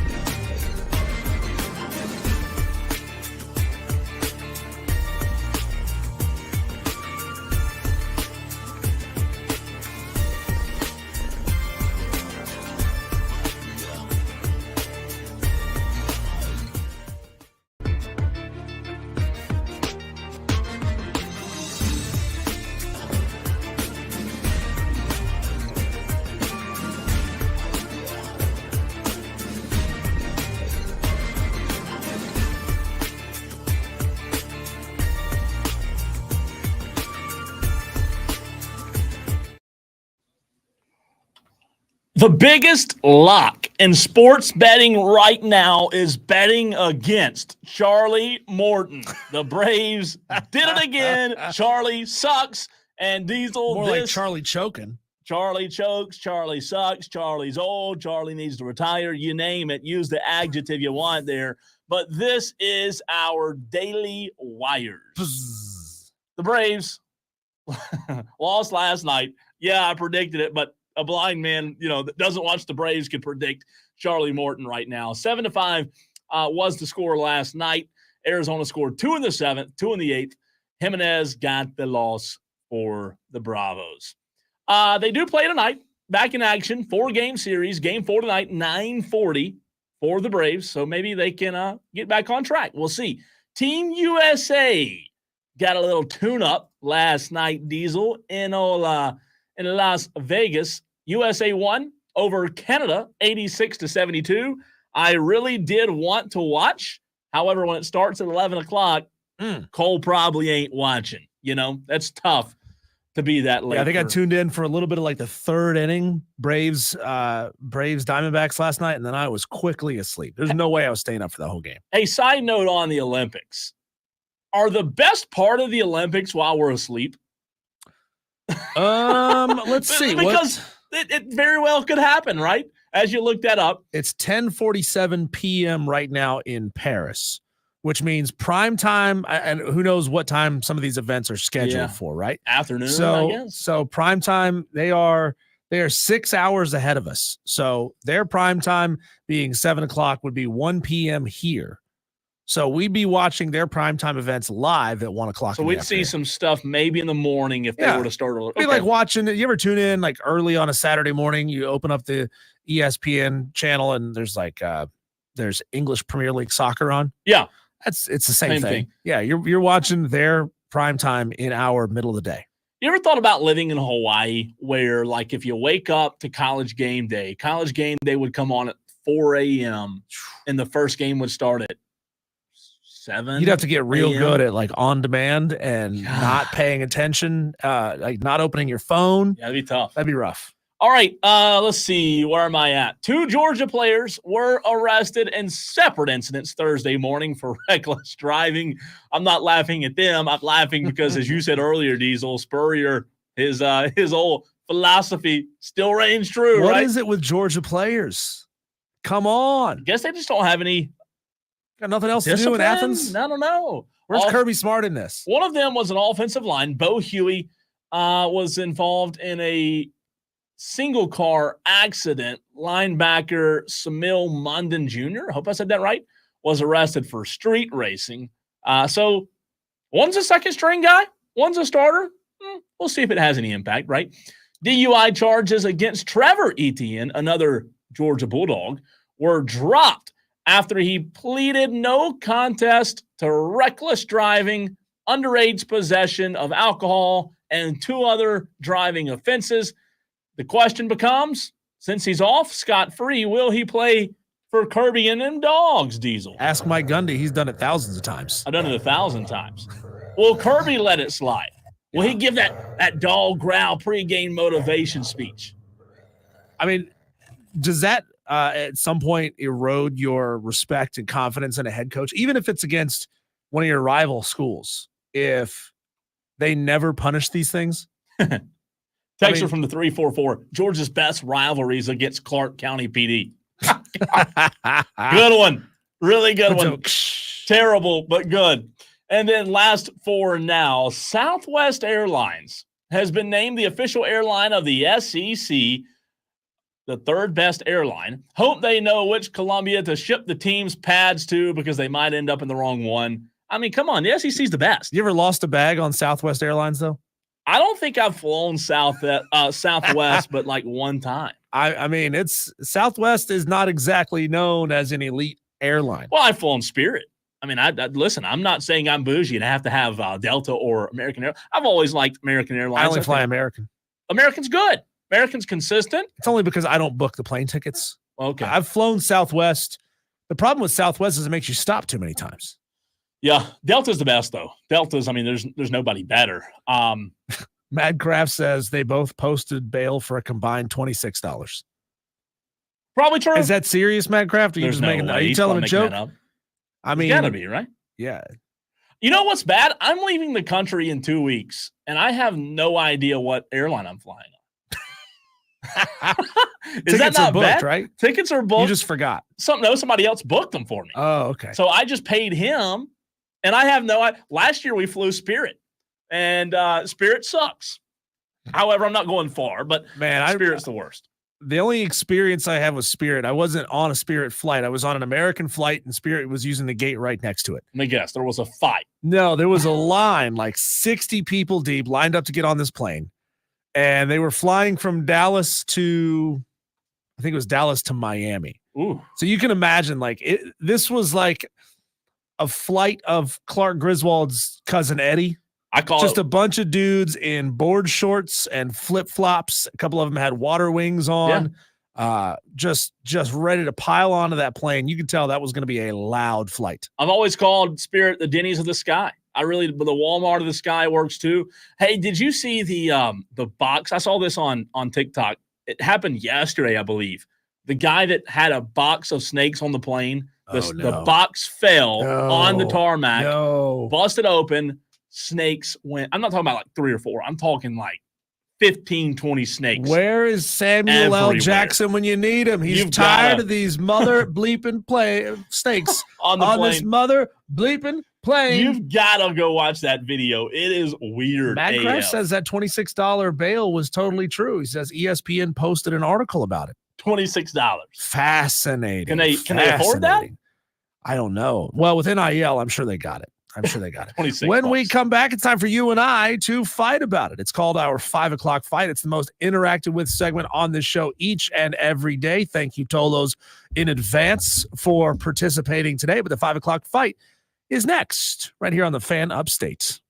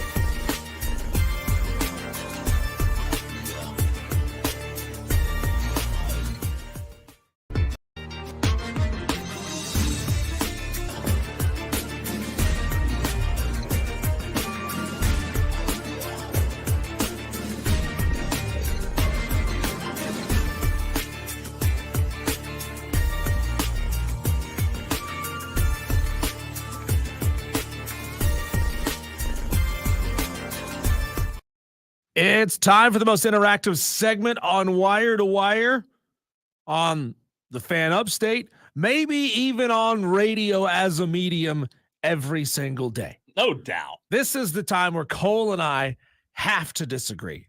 We don't get to disagree. We have to disagree. We have to argue opposite sides of the coin here. And you, the Tolos, tell us who makes the most compelling argument. That's what we do each and every day. It's called the 5 o'clock fight. And let's get into it. It's an all-out slugfest, and nobody's leaving unscathed. 3 topics, 1 winner. It's the 5 o'clock fight on Wire to Wire with Diesel and Cole Bryson on the Fan Upstate. You, the Tolos, get to be the judge each round. Tell us who wins by texting 71307. Start your text with keyword fan. You can also message in on the stream on Facebook, on Twitter, or on YouTube. 3 rounds, no ties. Let's get started with round number 1. Will Shane Beamer's seat be cold by the end of the season? I think you and I both agree that at the moment, his seat is a little bit warm. Will it get warmer or will it cool off by the end of the season? What do you say, Cole? Shane Beamer's seat. Diesel. I'm not going to stutter when I say this. It will be cold by the end of the season. I do have trust. I do have faith and belief, if you will, in Lenore Sellers. I think Lenore Sellers will surprise a lot of people. I'm not saying he's going to be Rattler, but I think this team with the offensive line getting better, guys coming back from injury, Marky Anderson being back, should have started last year. I think this will be a more efficient offense, and I think South Carolina will win some games, especially if they were to win that game early in the season at home against LSU. That would really help Beamer's case. But I think Lenora Sellers this year, bringing in additions in the offseason, Mike Furry from Limestone, wide receivers. We know the offensive line, what it will be now with Sean Elliott. I think this will be a better team, more complete team. I'm not saying it will be high scoring and electric like Rattler was, big throws, but I think they will be more efficient, and I think they will be a little bit better, and I think by the end of the season, Shane will be just okay. You have faith, you have trust, but do you also have a bottle of Jack Daniels under the table over there that I don't know about? Not that I see. Because this is going to be an equally tough season for South Carolina to achieve 6 wins as it was last year and the year before. Now, South Carolina fans, you can't hang your hat on we have the toughest schedule in college football this year, because you don't. You only have the 15th toughest schedule in college football this year. We have the 15th toughest. Yeah, that distinction goes to Florida. Georgia Tech has the 2nd hardest strength of schedule. So I don't want to hear anything about this strength of the ACC doesn't play anybody, because Georgia Tech has the 2nd overall toughest schedule. No, South Carolina's head ball coach Shane Beamer's seat is going to be warmer by the end of the season than it is right now. I mean, this feels like a make or break season for Shane Beamer. If you don't get it done this year, when you have 4 basically gimmies on the schedule, and you can't go out there and get an SEC win against anybody but Vanderbilt, the Dregs, a team that doesn't even have stands around its stadium, then you are in a tough spot as a program, and it's time to start looking around. Look, we are in a world now, Cole, where coaches are turning around programs in a year, 2 years tops. And Shane Beamer, he's going to get up to that 4, 5, 6 year mark? I don't think so. This is a fan base that is hungry for a winner. Ray Tanner knows that they are going to riot if they don't get this right. And this seat is going to be hotter by the end of the year. I don't see any way Shane Beamer gets to 7 wins outside of maybe a bowl win. You got to have a good opponent, a favorable opponent in your bowl game. I don't think they get there.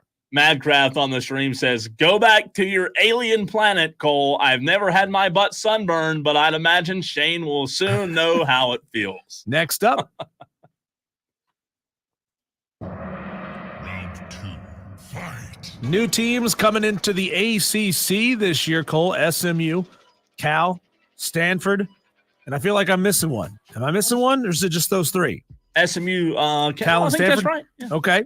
3 new teams coming to the ACC this year. Will one of them win an ACC championship before South Carolina wins an SEC championship?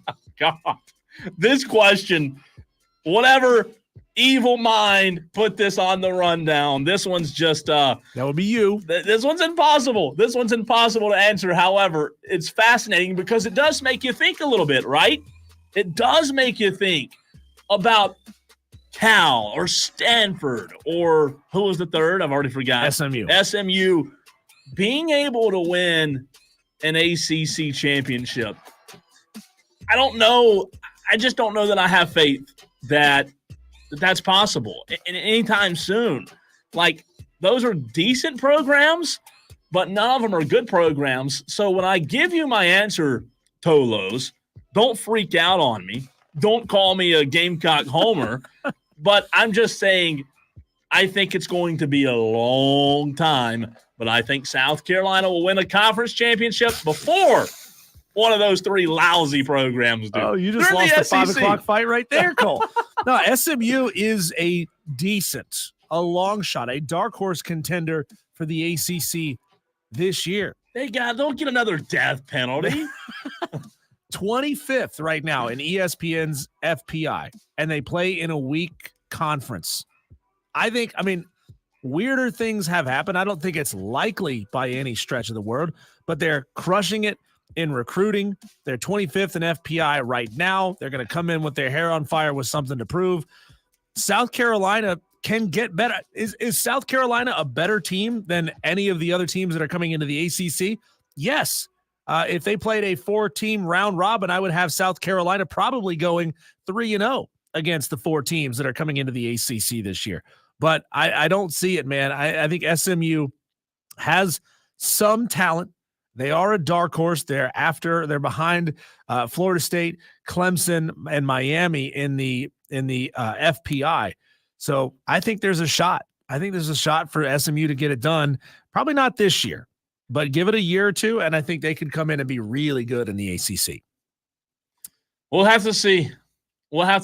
I don't know. It's going to be tough either way, right? If you find yourself on the fence, and I don't think there is a chance. If you're telling me there's a chance that you may have gone 50-50 with our round 1 and 2 5 o'clock fight arguments, this one will be the one that takes you off the fence. Let's hit round 3. Final round. Fight. So we got one of these coming up this weekend, Cole. Not you and I, but me and my wife Ashley and our little puppy doggy, Brago. It ain't little. He's not little. We're having a birthday party for a dog. Is that weird and obsessive, or is it totally fine? You know, it's fascinating. I haven't thought about this, but I know people do it all the time. I've owned dogs. I've had dogs, right? I love dogs. I've met your dog. I do not think I'll ever find myself spending money to throw a party for my dog, who will not know what the heck's going on, eat the balloons, eat the wrapper that's on the wrapping presents, right? All the bows and I just think it's a little weird to answer your question. I don't know if the dog knows what's going on or not. So what's the point of it?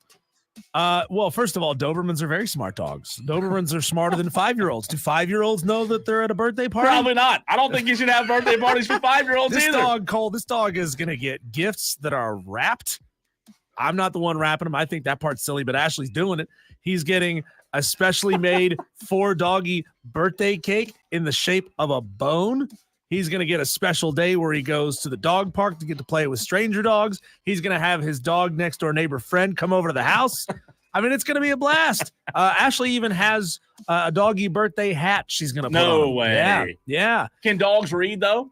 Well, we've been teaching our dog to read, believe it or not. Yeah, we have been doing it.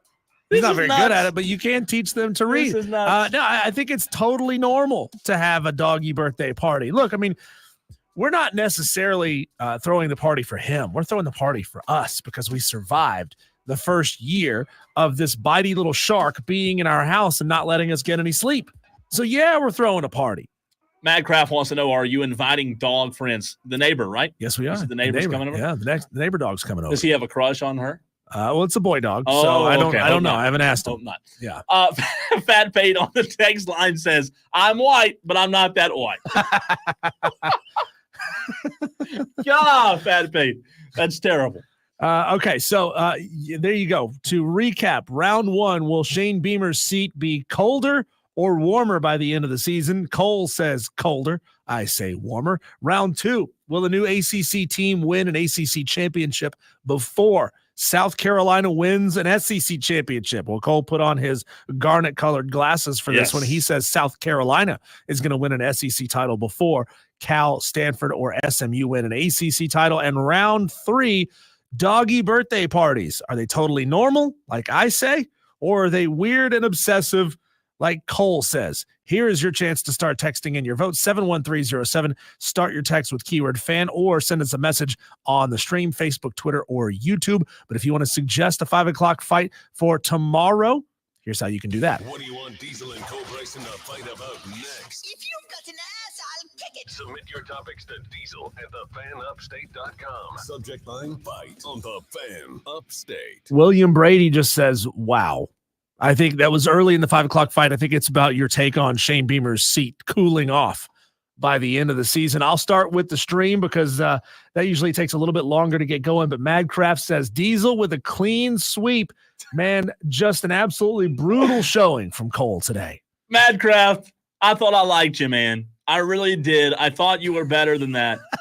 He says Cole likes mayo on corn and hates animals. Just an incredible person. Wow. I thought, timeout. I thought you sent a message to Diesel and I last night at Ingles, and said you were trying mayonnaise on corn last night. We didn't get a report. We didn't get an update on the mayonnaise on corn experiment. I'm very disappointed, but I know that if you did try it, you probably aren't telling us because you don't want to eat that crow, right? You don't want to eat the crow and admit that it's good, it's delicious, it's amazing. Mayonnaise by itself, the way you smother, you might as well just dunk your corn cob That'd be a into great idea. I don't know why I've never done jar that. of mayonnaise. Why have I never done that? Why is that not our next viral video idea? Oh, I'll do it. I'll do it today. Don't tempt me with a good time. I love it. You have to get a bigger jar of mayonnaise, though, because I don't think a standard size jar of mayonnaise would work. If you're going to eat a full size ear of corn, a standard size jar of mayonnaise wouldn't work. Makes me hungry just thinking about it. Oh my God, it sounds so good. Gross. Mayonnaise on corn. I love mayonnaise, but not that much. That's crazy. Good. Texter from the 618 says birthday parties for dogs are the stupidest thing in the world. In the end, it's really just a reason for people to get together. Well, Diesel said that. Yeah, we're all going to get together and have drinks. So joke's on you, because we'll be drinking some delicious cocktails. Let's see. 770. Diesel lost clean sweep with round 3. I could tell you my dog's birthday, let alone how old he is. Corn chip. Don't even know how old your dog is. Trey in Kentucky also goes Diesel 3-0. Your dog's having a better birthday than I'll probably have, says Trey in Kentucky. Trey. See, it's good to celebrate your dog's life and have fun with it. Let's see. 432 says, our dog, Woody, golden retriever, is the dog you invite to start the party. He loves everyone. See you Saturday. Come on over, Woody. Is this the dog texting? Yeah, we're all meeting up. Is Woody the dog, the golden retriever, texting the show? Do you know this, Woody, or is this random? Bark twice if you're in Milwaukee. Stephen Webb says, Cole, what are you doing? SMH Diesel with the clean sweep. Come on, Stephen. Are you kidding me? I can't even get one vote from you today. I'm surprised you Gamecock fans aren't just, heaping all your praise on Cole, because he's saying all these nice things about you. You know what? They should take back every bad thing they've ever said. 491 does go Cole clean sweep. Texter from the 764 says you have to have mayo to make Mexican street corn. Yes, I like the Mexican street corn, but I don't have the ingredients in my house that paprika, whatever else they put on it. You don't have paprika? I don't think so. Go to Ingles. Get it. They have a fantastic spice section. If I had a bet right now, if I have spices, I'm a spice guy, but I would say I don't have paprika in my spice drawer. What color is paprika? It's like a burgundy, right? There you go. See, at least you know. I know what it is. Yeah. It's very good. I mean, I like it. I don't even know what it goes in, but I feel like I've tasted it. Let's see. Texter 803 says, "Get that piece of corn out of my face," with the mayo on it, I guess. 344 says Cole wins 3-0. Rick from Greer says, "I race cockroaches, but you're weird, Diesel." Is that really Rick? Is that because of the dog? Well, he didn't party? pluralize cockroaches. He misspelled your and weird and he race. didn't capitalize Diesel. Yeah. Are you in the sauce already, Rick from Greer? There's one texture where it says, Fat Paid says, "I had Diesel winning 2-0 until that last one. Cole wins 3-0. Come on, Fat Paid. You can't do that, man. You can't change your opinion because you don't like my last opinion. Fat Paid. That's bogus. Thank you, Fat Paid. I appreciate that. You're fat paid to do this. Checks on the way, buddy. Checks on the way. Real quick, a little bit of a breaking Daily Wire. Paul Skeens made history today, Diesel, for the Pirates.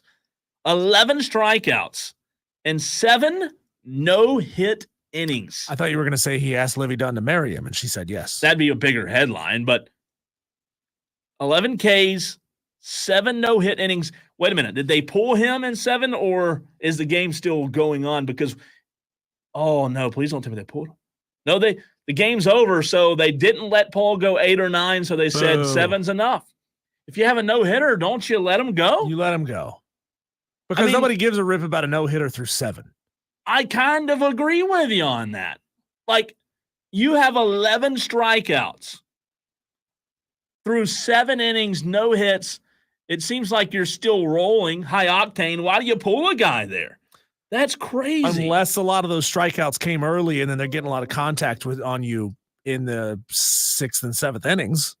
Texter from the 349 says, or 344 says, they pulled him. Check his reaction. Oh, did he lose it? He must not have liked it. Did he get mad? See, we had this discussion a few years ago with a Braves pitcher. Let him pitch. Let him go. So, Cole, here's one that a question that I posed earlier in the show. I put it up as a Twitter poll at the Fan Upstate. Mm-hmm. This is a wire-to-wire what if. And I don't want to take it to tomorrow because it'll lose its context. What if? Do you believe DJU could have taken the starting job back from Cade Klubnik if he was still at Clemson in 2023? Last year? Yeah, last year. Oh, okay. If he was still at Clemson, he lost his job to Cade. Could he have gotten it back given Cade Klubnik's performance?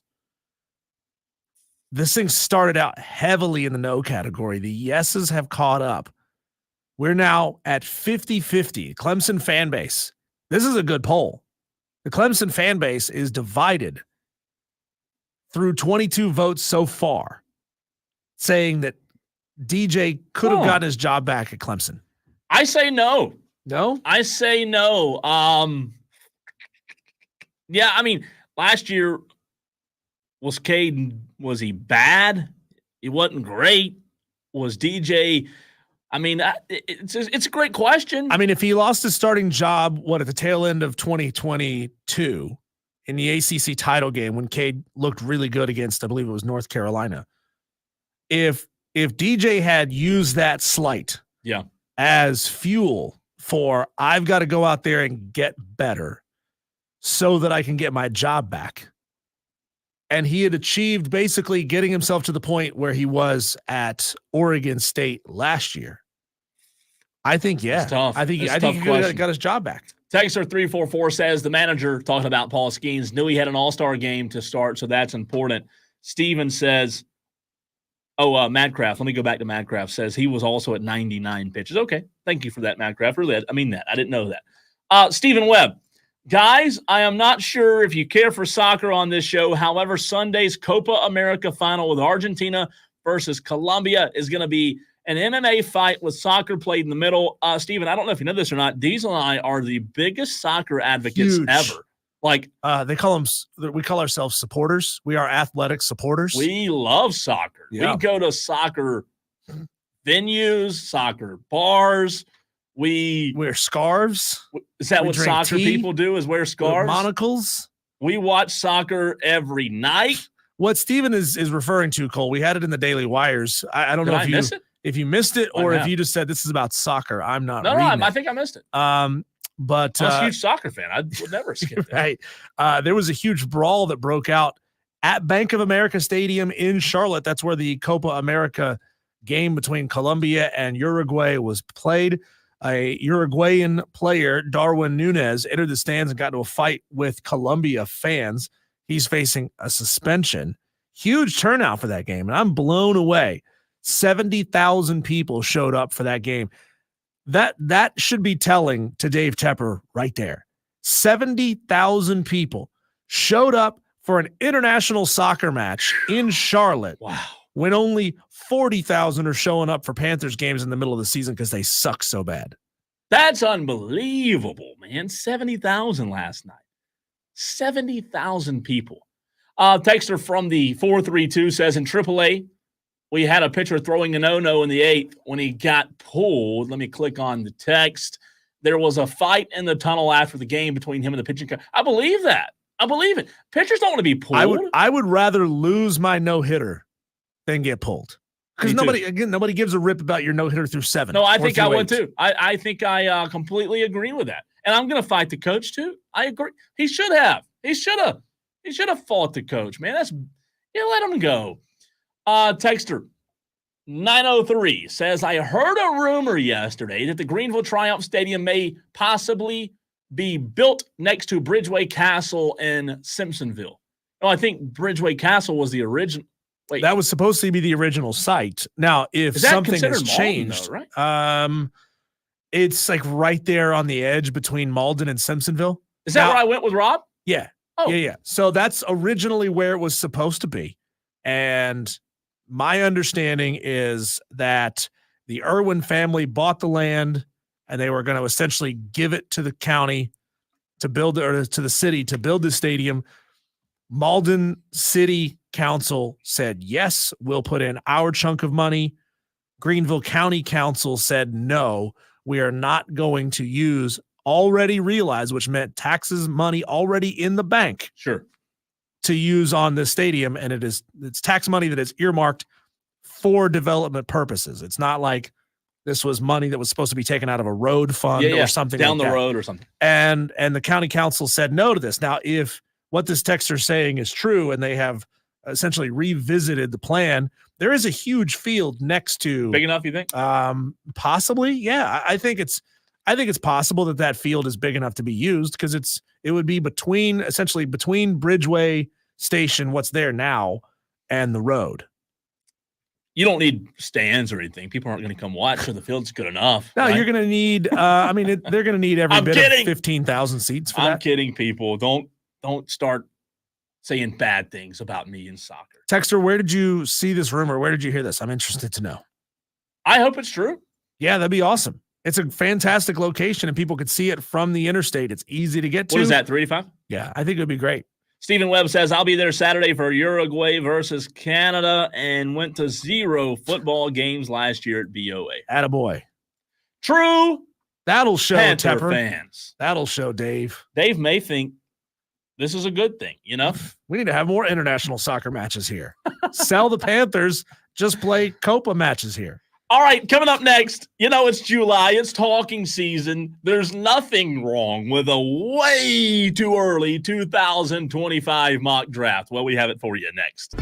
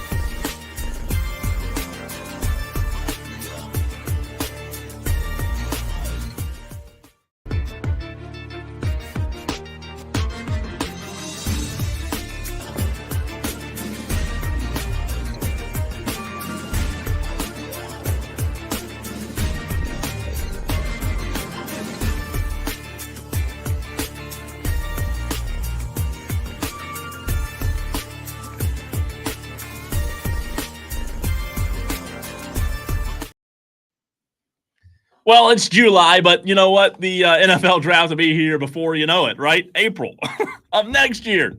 But there's nothing wrong with a way too early mock draft. We love mock drafts. And let's look and see who Uncle Mel, old Mel Kiper, has for this 2025 class. Yeah, what does a hairline have to say? That's tough, especially from with a guy over here that has a terrible hairline. So, no offense taken. Mel Kiper That's why we thinks both wear hats a lot. that's right. Mel Kiper thinks that the New York Giants will have the number 1 overall pick. Bye, Daniel Jones. Well, that's what I was going to say. They are, I guess, shutting down the Daniel Jones experiment. No more, nada, adios. The Giants threw 15 touchdown passes last season, Diesel, 5th fewest in the league, and Daniel Jones coming off of an ACL tear. Teams running it back this year. Drew Lock, as you know, added as a veteran backup. But Mel Kiper says the Giants will take quarterback from Georgia, Carson Beck, as their number 1 pick to replace Daniel Jones. Do you love that or hate that? Well, given what the Giants have, what are they? I mean, I really have to look and see what their roster expectation is for the 2025 season. Well, they lost Saquon. What are their wide receiver? What does their wide receiver room look like for next year? I mean, for what people love to call Carson Beck a game manager enough to get it done for you in New York? I don't think he's the right guy. Is he potentially the most talented quarterback in this draft coming out of college? Maybe, but we're going to have to see just like some next level play out of him this year. I mean, they would need a guy like a Caleb Williams, one of those guys who can be a playmaker, not just a game manager. So I don't think Carson Beck is the right quarterback for New York. I think he could fit in better somewhere else. Do we really think that Carson Beck will go number 1? I mean, that might be a stretch for me. Number 1 overall, 71307. Start your text with the word fan. We're also live on Twitter, Facebook, and YouTube. I just don't know, man. We talked about this yesterday with Carson Beck. I'm not a Carson Beck hater, but man, I just find it hard to believe that Carson Beck is going to be the guy that they risk it all for at number 1, if that's true. I find that very hard to believe. However, I'm not Mel Kiper. I could be wrong. Let's see here. Mel Kiper has the Panthers at number 2. However, a projected trade with the Las Vegas Raiders. This mock draft is kind of getting laughable. He has the Las Vegas. That didn't take long. No, it didn't. It did not take long. He has the Raiders. Number 2, taking Shedeur Sanders, quarterback, Colorado. We talked about this freaking yesterday. Quinn Ewers is the best quarterback. Why are people taking Sanders and Beck over Quinn Ewers? You agree? Disagree? I cannot believe that Shedeur Sanders will be the number 2 pick. But guess what? Because of his dad, marketing's a hell of a thing, here we man. go. Here we go again, LeBron Bronny. You think it'll happen again in the NFL? If the Panthers, what doesn't surprise me out of that is the Panthers trading out of number 2. Now, where are they projected to trade back with the Raiders? Like, how far back does this trade go? Because I just got a new laptop today, so I'm not logged into the ESPN app. I can't see the entire mock draft. Number 8. So drafting back to, honestly, I don't think that's a terrible spot. If you can package that with either some money, some cap space being moved around, or if you can package that with a high 2nd round draft pick, if you could trade for, your 8th pick in the 1st round and the 2nd round, I think that's a really good thing for the Carolina Panthers. John Dog text in on the text line 71307 says, don't be a bet cater. Any dog would be good in the NFL. How's Aaron Murray doing? I mean, sorry. How is, let's see, what's your boy who played for the Rams, the last Georgia quarterback? I'm blanking on his name. Stafford? No, the very recent one. Stafford's the only one that I can think of that was actually good in the NFL. The one they just had, the looking guy that just graduated a year or two ago. I've already forgot his name now. John Dog, who besides Stafford? Is it Aaron? No. Burr? No, that's not right. No, golly. He went to the Rams, looked good in the preseason. Literally, it's bad that my memory is this bad that he just played in You're not thinking of Aaron Murray? Stetson. Oh, sorry. Stetson Bennett. Thank you, Texter, from the 434. My memory's terrible. Terrible. Stetson, how's he doing, John Dog, in the NFL? Aaron Murray and Stetson, are they in the CFL, AFL, UFL, whatever these off-brand leagues are? So there is the first, The there is BFL. the They're second. benched for life. That's right. And we're not going to go through every pick, but I just want to highlight some notables. Those first two are very interesting. I do want to skip down to 8. Carolina Panthers projected trade with Las Vegas. I just told you Las Vegas. Mel Kiper has them taking Shedeur Sanders. Carolina Panthers, Mel Kiper at 8 has them. By the way, if they're picking at 2 and trade, Panthers fans, that means y'all didn't have a good season, right? Sorry, but that's not good. I think the Panthers will probably end up in that 5 to 8 range. Yeah. As it stands. I think they're going to have a better year this year, so they may not. I don't think they're going to be the second worst team in the league. I don't think so. Luther Burden III, wide receiver out of Missouri, is who Mel Kiper has the Panthers taken, adding a little bit more help. He says in this scenario, the Panthers are able to move back, still land a playmaker, focus on putting talent around Bryce Young, investing in guys like Damian Lewis, Robert Hunt. Do they have any other wide receivers going ahead of Luther Burden III? Good question. At 8th? The answer to that would be no. Luther Burden III will be the first wide receiver off the board. What I don't like about him, Cole, is he's 5'11", 208 pounds. He's like not a a Shy big guy. Smith kind of guy, it sounds like. Averaged 14.1 yards per catch, 1,212 yards, 86 receptions last season. Brings a Deebo Samuel-like ability, in terms of his shiftiness. But, I don't know. They definitely need wide receiver help. Oh, my gosh, Trey. Trey, you know what? I used to like you, but you've already got Madcraft laughing on the stream. But I will have to admit, comment Good joke of the day. Good joke, Trey. Trey gets the crown for the day. He comes in with the best joke, to Diesel's point. And Trey on the stream, on the YouTube stream, ask, who are the Cowboys picking at 3?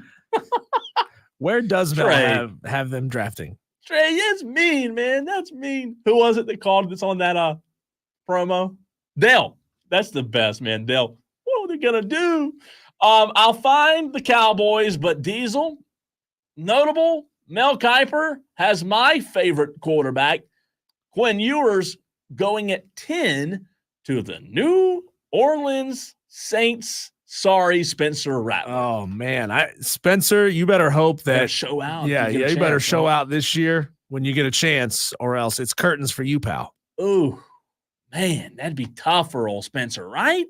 Let me see. Any notable names as I go look for my Cowboys, if y'all want to make it there. You want to make it personal. They want to make it personal. Mel Kiper, Matt, has your Los Angeles Chargers taking wide receiver out of Oregon, Evan Stewart. Yeah, y'all make it personal. Riley Leonard, Notre Dame, to the Jets, says Mel Kiper. That's interesting. Very interesting. He better have one hell of a season this year because he was at Duke last year. Mel Kiper, I like this. I like this a lot. Has Dallas picking 27, which means they lose in the first round of the playoffs again, and would take Quinshon Judkins, running back from Ohio State. I like that a lot. They just had Zeke, right, who re-signed. He's going to finish his AARP stint in Dallas and give him one more year, I guess, right? One more year. If Zeke plays till 40, does he get a piece of the team? Maybe he already has some. I don't know. They say Mel Kiper says Judkins has elite talent. Dallas ignored the position throughout the offseason. Yeah, no joke. Judkins rushed for 2,725 yards, scored 31 rushing touchdowns, which is really good, by the way, over 2 seasons with Ole Miss before transferring to Ohio State. However, he'll have to split carries with Trayvon Henderson there, which will be pretty interesting. Him and Trayvon splitting some carries. I'm looking as we round out this list here. He has guard out of Alabama, Tyler Booker, going to the Ravens. Pronounce this name, Diesel. Lions at 30, taking Emeka Egbuka, wide receiver, Ohio State. Did I do okay there? Egbuka? I think that's right. Egbuka? He has the San Francisco 49ers picking 32nd, which would mean Mel Kiper thinks the San Francisco 49ers are going to beat the Chiefs in the Super Bowl. Offensive tackle, Oregon, Chiefs, offensive tackle, NC State. So those are some notable names from Mel Kiper's 2025. I call it the way too early mock draft. I do believe Mel will be right on some of these, Diesel, but obviously without the season being played yet, we don't know. Some of these guys may be a big fat flop, sadly. When we come back, Cole, we have some big breaking rumors. Just 24 hours after the ACC was able to stop Clemson's lawsuits in the state of South Carolina. Could something big be happening? Could the ACC be going the way of the pack? That's coming up next here on the Fan Upstate.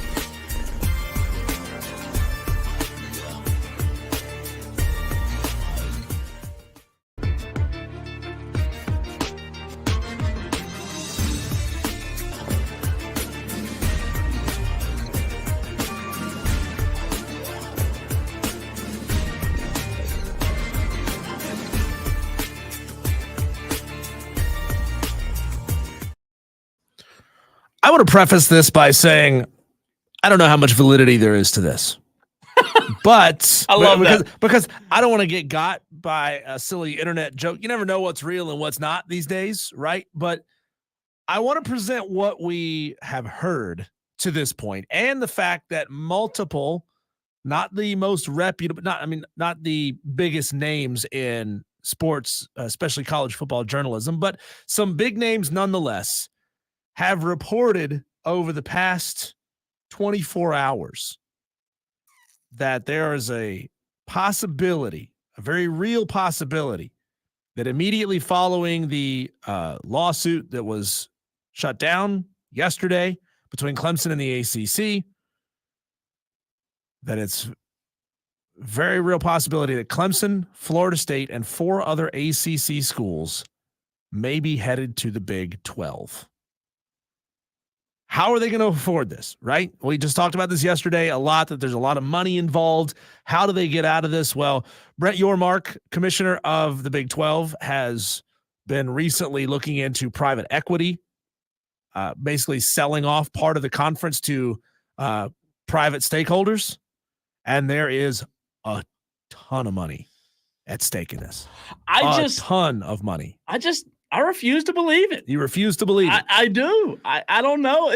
You're not going into a new conference. It's the same conference. Brett Yormark at this point, Cole, is teetering somewhere between like football Jesus and Lex Luthor. If he can pull this off, I mean, to take a conference like the Big 12 that people were looking at just a few years ago as saying this carcass is about to be picked clean, to then potentially be pulling off massive deals and bringing in a coast-to-coast range of schools, that could be absolutely massive. The question is, Cole, could the Big 12, or would the Big 12, with the inclusion of 6 ACC schools, and as of right now, like we've heard just Clemson and Florida State. Yeah. We've heard potentially 4 schools. We've heard potentially 6 schools. So a lot of this is very much up in the air.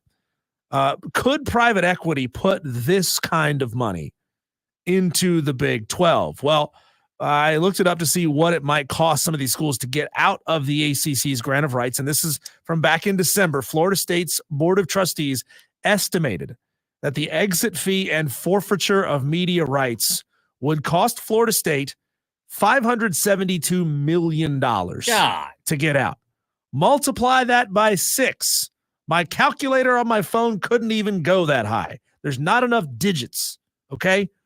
But multiply that 572 by 6, that is $3.4 billion. Just a little bit of money. Is there any way, shape, or form that these 6 schools are even remotely worth $3.5 billion? No, there's not. Are you kidding me? So the conversation centers around Clemson and Florida State, but it also has included combinations, but not necessarily all of them, including Miami, Louisville, UNC, and Duke.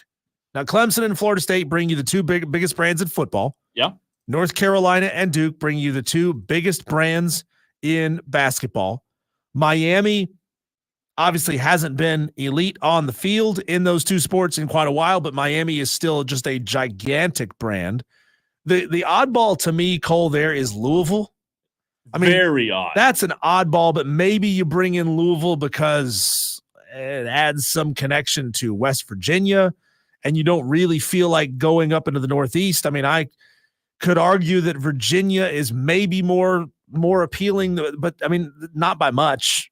Not by much. So this all got started, Cole, from a radio host out of Oklahoma, Greg Swaim. His account is massive. It's massive. So he's a real guy. Yeah, he's a real guy. Huge account. He said, quote, "As we've said for a year, Florida State and Clemson will not get a Big Ten offer due to neither being AAU accredited. But from Vegas, the talk is the SEC has now turned the pair down. With new sponsorship, the Big 12 probably won't pay quite what the other 2 do, but with those 2, they'll pay double what the ACC does. And it won't end there. The talk is the Big 12 will take 6 from the ACC." So what happens to the ACC? Just shuts down? I mean, the ACC would have to essentially gobble up maybe the American Athletic, gobble up the best programs that they want out of the American Athletic. I'm telling you, man. This is big. If there's even a shred of truth out of this, it's big. To your point, you said it when we started the segment. You don't know if there's validity. We don't know. I don't buy it because of the amounts of money as well as why. I just don't know why Clemson would join the Big 12. I have no idea why. I guess if the ACC's done for it, you stick it to them and you have to go somewhere else. But I don't know, man. That just it's hard for me to believe. I could be wrong though. Maybe it's true. Yeah, I mean, our friend Jake Crane from Crane and Company led his show with this today. It is the thumbnail for their show. I mean, it sounds ludicrous. It does. But if Clemson and Florida State could have their media payout doubled through private equity going into the Big 12, I mean, does that change your opinion on whether or not Clemson is willing to pay the buyout and get out? It's a fascinating question. It really is. It really is. Again, I don't know if I believe it, but it's just crazy that they joined the Big 12. All right, coming up next, we need your participation, please. Tolos, get those texting fingers ready. We're also live on Twitter, Facebook, and YouTube. Which sports dynasties did you love the most? And which sports dynasties did you hate the most? We'll discuss it right here on Wire to Wire next.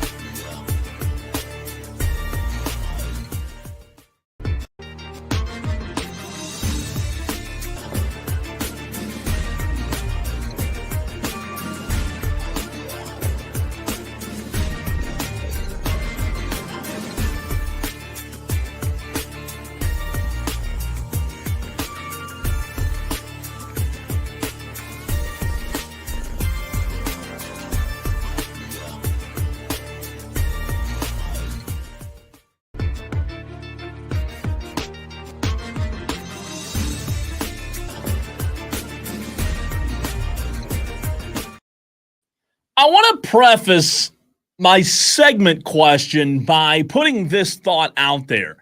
As we went to the break, I asked the question to you, Tolos, which sports dynasties did you love the most, and which sports dynasties did you hate the most? Chew on this as well while you're getting your thoughts in. 71307. Start your text with the word fan. Is Dawn Staley, South Carolina? Chew on this now. Is that a dynasty yet? Is it a dynasty? I think it's pretty close, right? What they've done, I mean, they've been very impressive, but I don't know if it's dynasty yet. I think they're in the dominance phase right now, and they need another one, probably two, but really one I think would do it, would cement it in a lot of people's minds. Everybody's definition of a dynasty is different, you know? I think dynasty is winning 2 out of 5, competing for probably 3 or 4 out of 5 is when that puts you in dynasty mode. I would agree that they're one away from being an epic dynasty. I mean, what they've done, don't take anything away from it, right? They've Dawn Staley just puts her head down. She doesn't wear the sunglasses. She doesn't talk the talk. She walks the walk, right? That's what's made this South Carolina run so impressive. So chew on that while you're getting your thoughts in. If South Carolina women's basketball would count in terms of the dynasty. But the initial question was, which ones did you hate? Which ones do you love? Madcraft starts it off on the stream. Says, oh, piece of cake. Miami, 1987 to 1991. Also, Bama and Clemson, because it felt like they were both in one at the same time, which is true. That is true. So let's start with the Miami dynasty. You and I were not doing the show. We weren't watching college football, you know, we weren't feeding ourselves. That's right. We were obviously a little bit younger in age when the Miami dynasty was happening. I vaguely remember the Miami dynasty. I remember the tail end, the very, very tail end of the Nebraska dynasty. And then that sort of gave way to the Miami dynasty, and that sort of gave way to the Florida State dynasty. Nebraska was before Miami or no? When was Nebraska? I don't know why I'm sorry. I didn't mean to put you. We don't have to look it up. I just couldn't remember if it was, but I know it was similar or close to the time, same time frame. I just couldn't remember exactly when Nebraska's dynasty. Nebraska won titles in 94, 95, and 97. So I got that wrong. Excuse me. I got that wrong. The Miami dynasty gave way to the Nebraska dynasty. Well, Trey says I didn't like the Yankees in the 90s, and I'm going to get to them as well, Trey. But do you think the overwhelming majority of people in the late 80s, early 90s, Diesel, because of the way Miami players carried themselves, do you think that they disliked that dynasty? Oh, they all hated it. Yeah, they all hated it. But the players ate that up.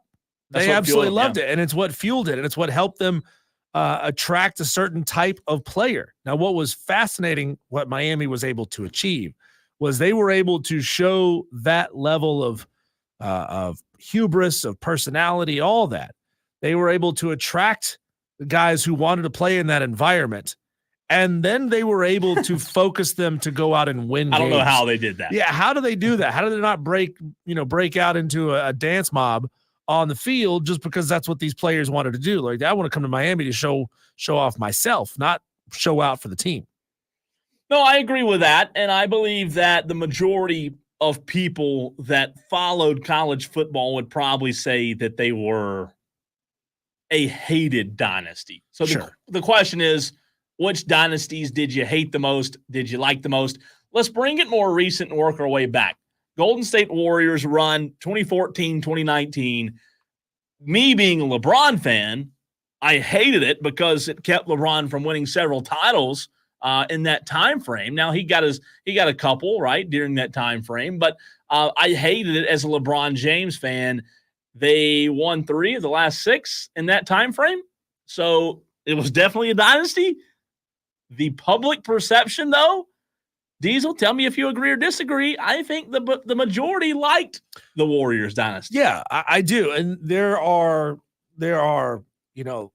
evil dynasties and there are positive dynasties. Yeah. And I think Golden State, the way they were built, the way that they always carried themselves, it always felt like a Disney Channel dynasty, right? Yeah, Like it always felt good. And you watched it from the outside. You're like, they're not winning because they have nasty players who are beating up other guys on the court.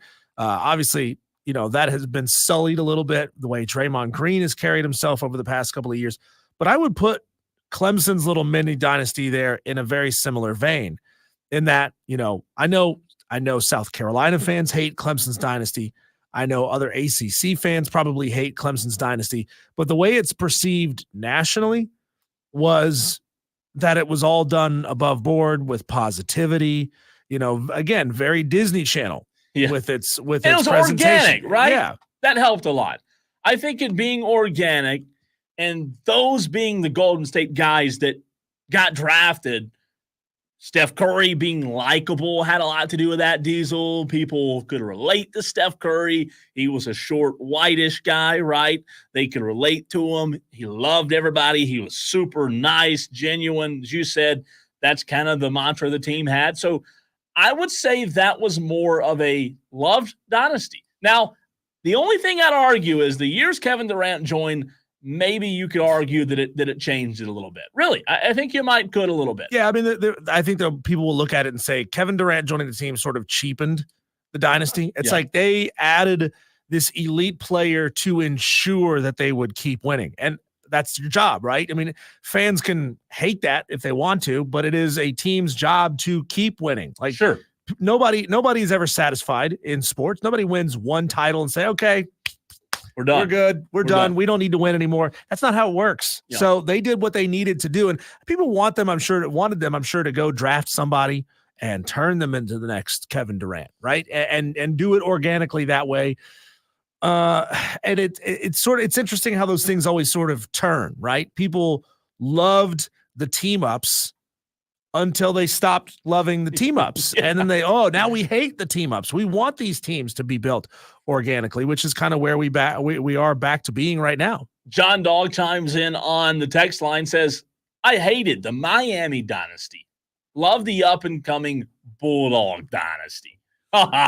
John Dog has shown his allegiance today, hadn't he, with them Georgia Bulldogs. Listen, I think they're in a dynasty. There's no doubt about that. I'm not a Georgia Bulldog fan, but I think you're on to something there, John Dog, as much as I hate to admit it. Yeah, I think people loved the New England Patriots dynasty early. And then, of course, all of the stories started coming out of the cheating, of the deflated footballs, of all the Bill Belichick stuff. And Bill Belichick could have helped. I think Bill Belichick, had he been a more personable guy and hadn't been so prickly all the time. I think so. I think it certainly would have changed a lot of public perception around that dynasty. And for what it's worth, Tom Brady never did anything that was that would turn public perception of him to negativity as like he's a bad guy, right? Yeah, he may have deflated a football. He knew that the footballs were deflated, but like that doesn't seem like it doesn't seem like a dirty player move. All right, next one. Alabama, 2009 to present, right? Because they have not left the dynastic phase quite yet. I don't think they have. No. They could win one this year or next year and say, okay, dynasty continues. Right, and an 11-win season's a down year for them. So the dynasty still continuing for them. I do think, though, if you were to poll America, Diesel, this one's very, very tough. And let us know what you think on Alabama specifically. 71307. Start your text with the word fan. I would argue that it would be a 60-40 percentage of the majority, not by a ton, but the majority disliked the Alabama dynasty. They didn't like it because Alabama engaged in just cold efficiency. Like they turned college football into a factory and turned it 100%. into we are just churning out players year in and year out. We can lose a bunch of dudes to the NFL. Doesn't matter because we've just replaced them with somebody who's even better. Nick Saban obviously is the biggest voice in college football, but Nick Saban is also another really prickly dude. You remember all those press conferences where he would yell at reporters and get in their faces. And, Belichick and clap back at him quite a bit. More personality there. If Saban had not done all of those things and had not had all those press conferences, I think people would look at Alabama with a more positive, a more rosy picture. Sure. And I think Nick Saban in some ways painted that program in a more negative way than it should have been. It's just a hard-nosed competitor, a no BS kind of guy. Some people like that, some people don't. But just the ruthless efficiency of Alabama under Nick Saban is something that I think should be commended. And anybody and everybody would say, I would love to have that guy leading my program. And it's very unlikely that we'll see that type of dynasty. Nick Saban in 2007, first season, Diesel, took them to 7-6, right? 7-6 at Bama, Nick Saban's first season. After that, they only had 3 seasons where they didn't win 12 games. And that's the type of consistency that Nick Saban put on the field. So while I do believe most of the people hated that dynasty more than they loved it, I still think everyone, the majority, respected it because, like you said, you can't not respect it. You got to. Yeah, and I think that's where we're finding ourselves leading towards the Georgia dynasty should it come to fruition. But how much will all of these off-field issues, the negativity surrounding all the street racing and all the issues there, how much will that affect Georgia's overall dynasty perception years down the road? Ultimately, I don't know that it's going to affect it. Sure. I don't. I think it's going to come down to players kind of goofing off, and they had some discipline issues, but when it came to game day, man, they had it together, right? Yeah. The next dynasty that I want to get to, Diesel, is very fascinating. And it's not fascinating because of the dynasty. It's fascinating because it was a dynasty in a sport that didn't have as much popularity then as it does now. There were 2 dynasties. 1999 to 2004 UConn women's basketball, and then again from 2008 to 2016 women's basketball UConn. The 2 dynasties, the second one under Gino Auriemma. I don't know that we'll ever see a dynasty like that again, but the eyeballs weren't on that sport like they are now. Yeah, that's one that will go down, I think, as a very positively looked upon dynasty for decades. I'd have to go back and look and see what Tennessee was achieving under Pat Summitt. How many titles were they winning under Pat Summitt? I know they were very, very, very good, but were they winning titles in the way that UConn was winning titles after Pat Summitt and Tennessee started to fall off? Just a little bit. But people are going to always look back at those UConn women's basketball teams with awe and positivity. Yeah, and look, what Gino did at UConn in the first dynasty was impressive. But his entirety, for 2 decades, 6 of Gino's 11 career national championships, Diesel, came between 2008 and 2016. They starting the 2008 season, UConn women had won 6 of 8 national titles. Think about that. Yeah, 6 of 8. It's gonna go down as obviously one of the most dominant dynasties ever. But it should get a little bit of that credit. But then again, you said it. The sport didn't have the eyeballs that it had on it, and it did not have the parity that it has now. There's Correct. Still not a ton of parity in women's college basketball.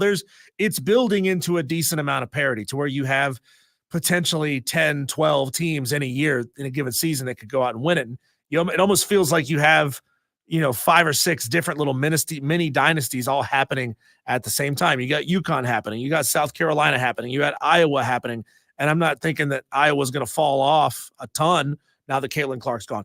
LSU's got its own little thing going on. So you've got a handful of really elite programs, and maybe while that sport is, for lack of a better term, still in its infancy, that's a good thing that you only have 4, 5, 6 programs to really latch onto that people can sink their teeth into and start to build a relationship with this sport.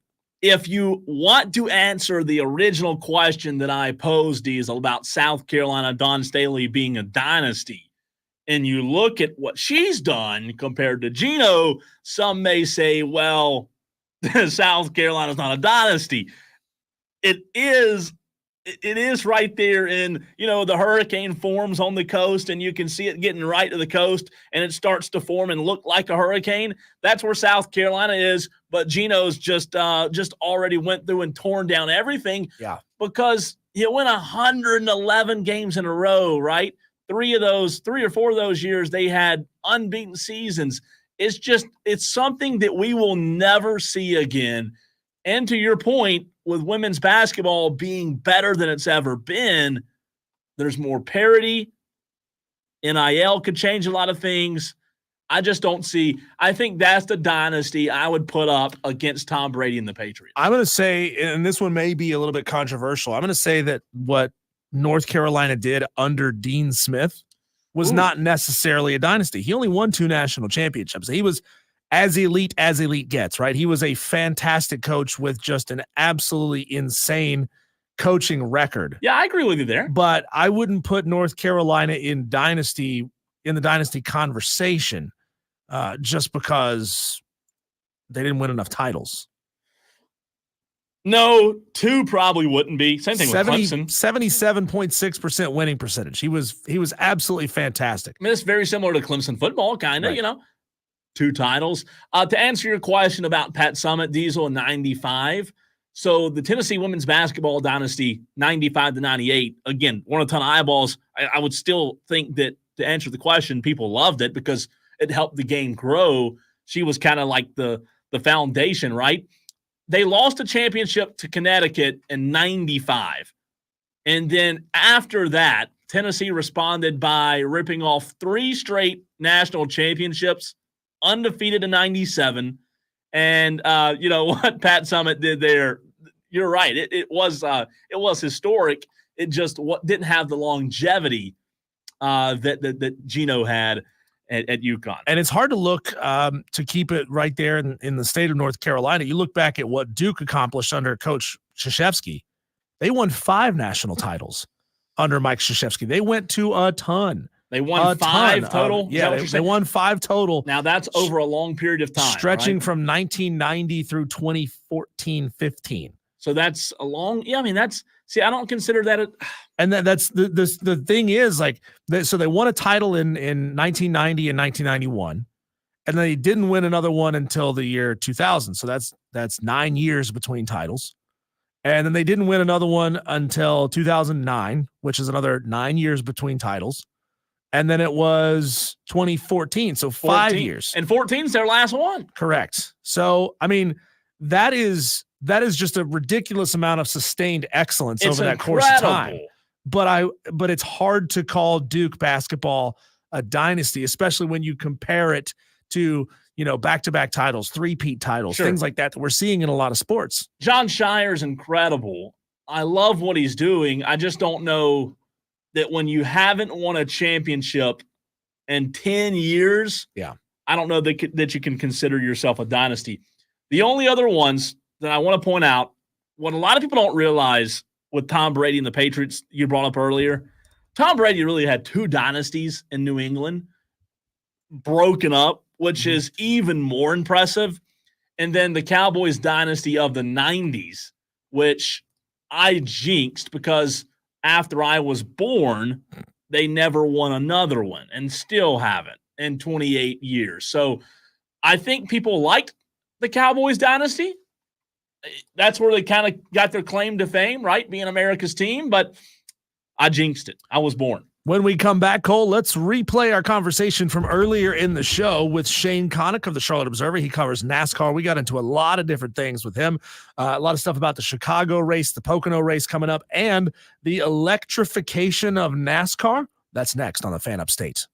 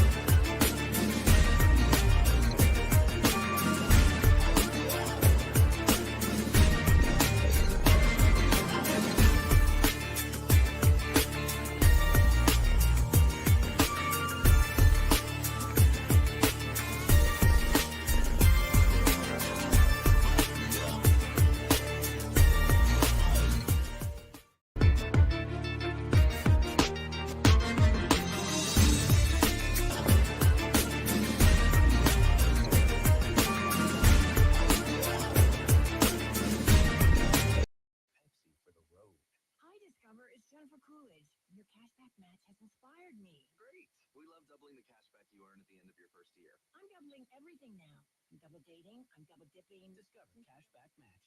See terms at discover.com/credit card.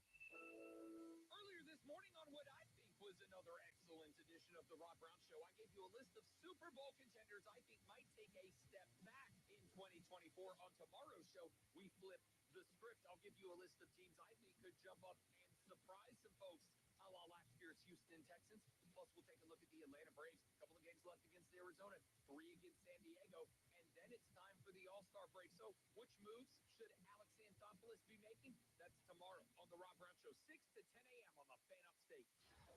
Leave your namby-pamby sports takes at the door. Call in if you're man enough. 244 fan phone. This is Wire to Wire with Diesel and Cole Grayson on the Fan. We appreciate our guest being flexible, working with us, moving from his usual Friday slot to Thursday. Shane Connuck from the Charlotte Observer covers NASCAR, joins us here on Wire to Wire a day early. Shane, the big question is Chicago-style pizza actually pizza, or is it more like an Italian casserole? You see, I was born in New York City. I was born in Manhattan. So I did go to Chicago once, and I did enjoy their style of deep dish pizza, but that's not pizza. We all know what pizza is, and it's usually a triangle slice. Thank you. It's got to be wide and flat. You got to fold it over. That's how you eat a pizza. I'm glad we all agree on something. We all agree.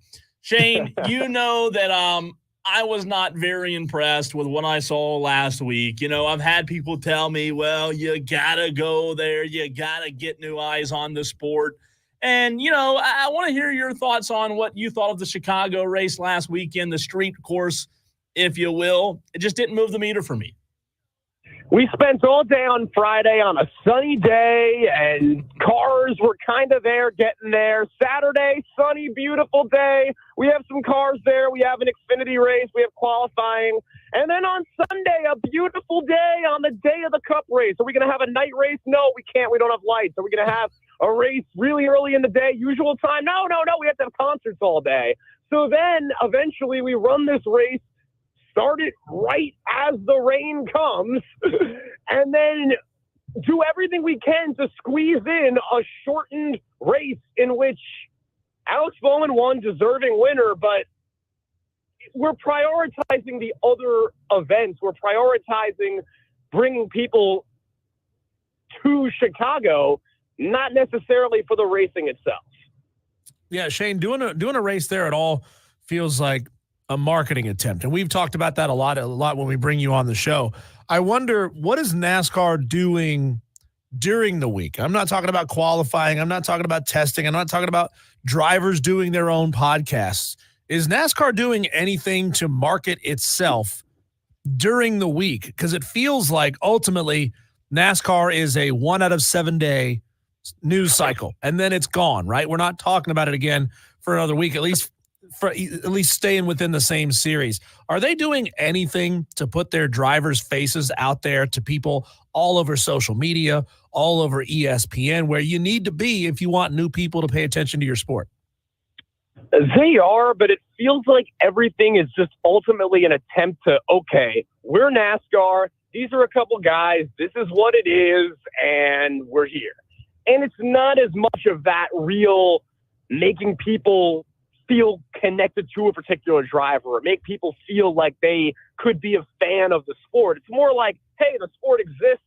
We're going to come here for a weekend, and it's happening, and you know it's happening. But they had Bubba Wallace had a big block party event in Chicago that they hyped up a lot, and a lot of fans seem to go out to. It seems like you do have a lot of people in Chicago who live, work there. NASCAR fans travel there, but also just that there was that excitement for a different event than usual. And it does bring more people toward NASCAR. The reality is that if you really want to bring in more, it's one of those things I feel like NASCAR at this point has to do, getting into a market like Chicago. If it has to be in this way with a street race like this, it has to be. But that overall, NASCAR needs to try and get into these markets by really marketing the sport itself and really, in addition to bringing in new fans, really making sure that a lot of your actual fans aren't going to just be excited that they watched a race where the guy who happened to be leading in the middle of a shortened final stage won.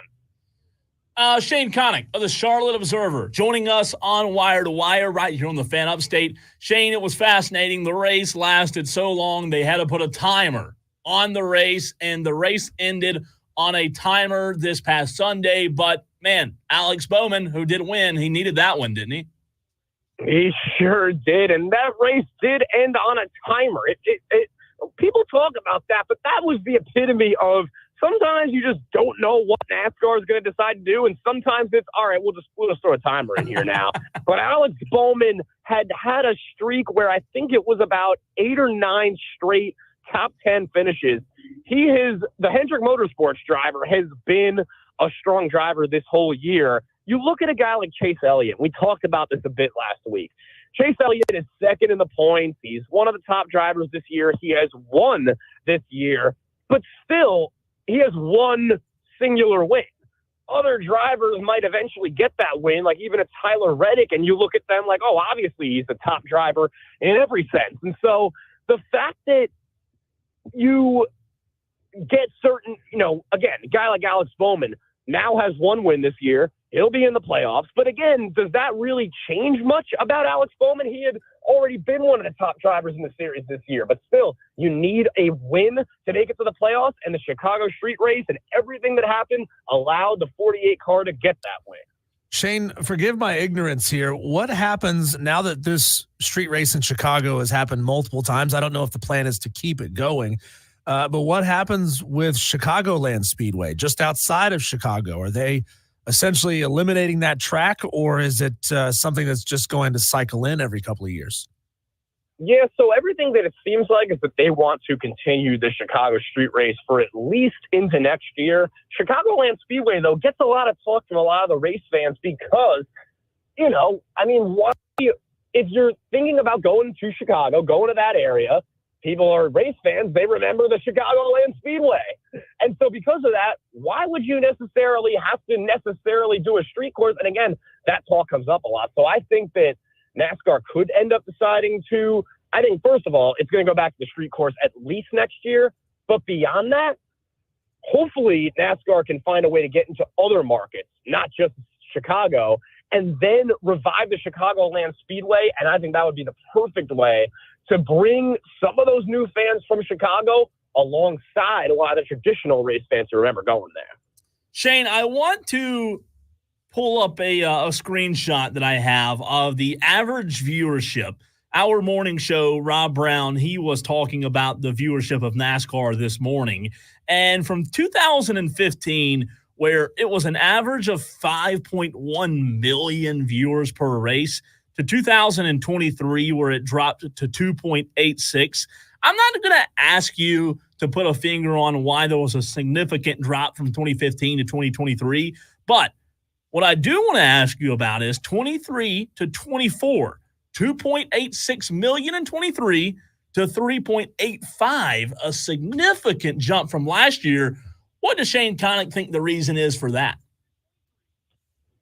Just more promotion, more exposure. NASCAR has really been, just if nothing else, just getting its brand out there as much as it can, and just simply its brand. And with something like Chicago, that has really allowed it to hone in on an entire, not just that market, but also just nationally being able to be like, hey, we are an American sport that's always existed where we race cars as fast as they can go, and we have road course races, and we're just going to take our cars to the middle of a downtown street.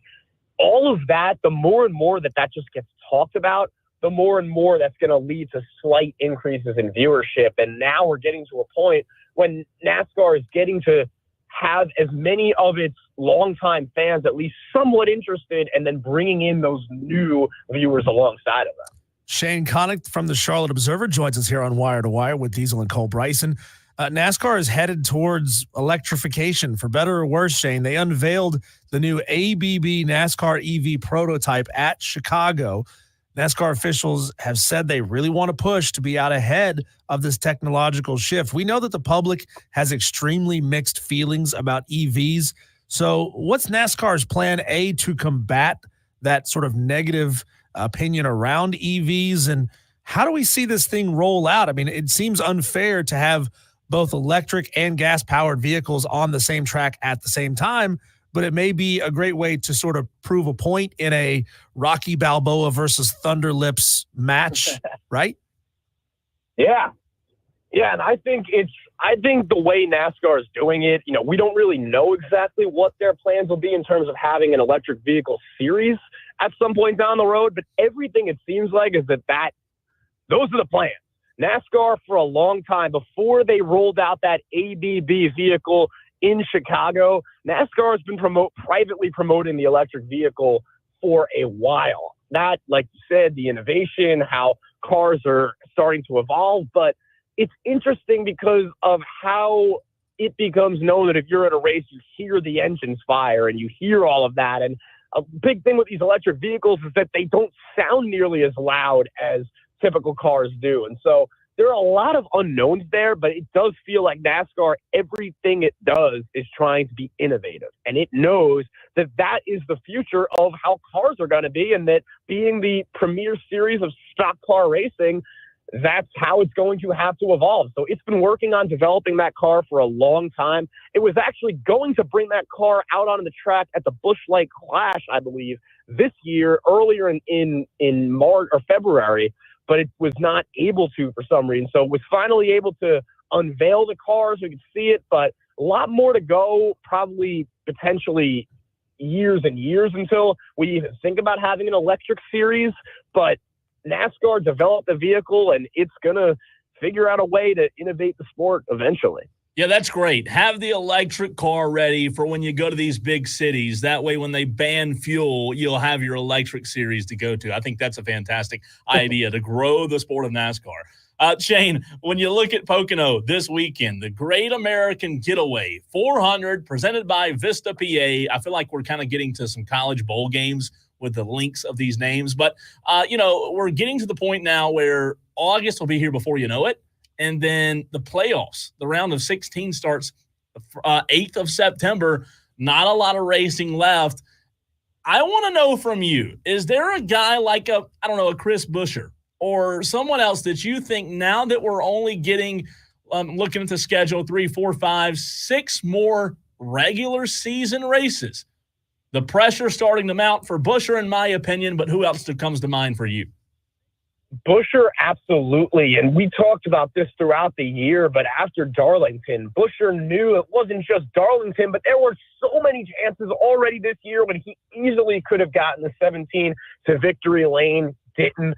The whole deal with Tyler Reddick slamming him into the wall at the end of that race that Brad Keselowski won at Darlington, his teammate, Chris Buescher, it's getting to that. It already has been at that point where he just needs that one win. And now it's starting to get to the point that he might end up missing the playoffs very well. But if there's somebody this week who I think this matters just even more for, it is Bubba Wallace.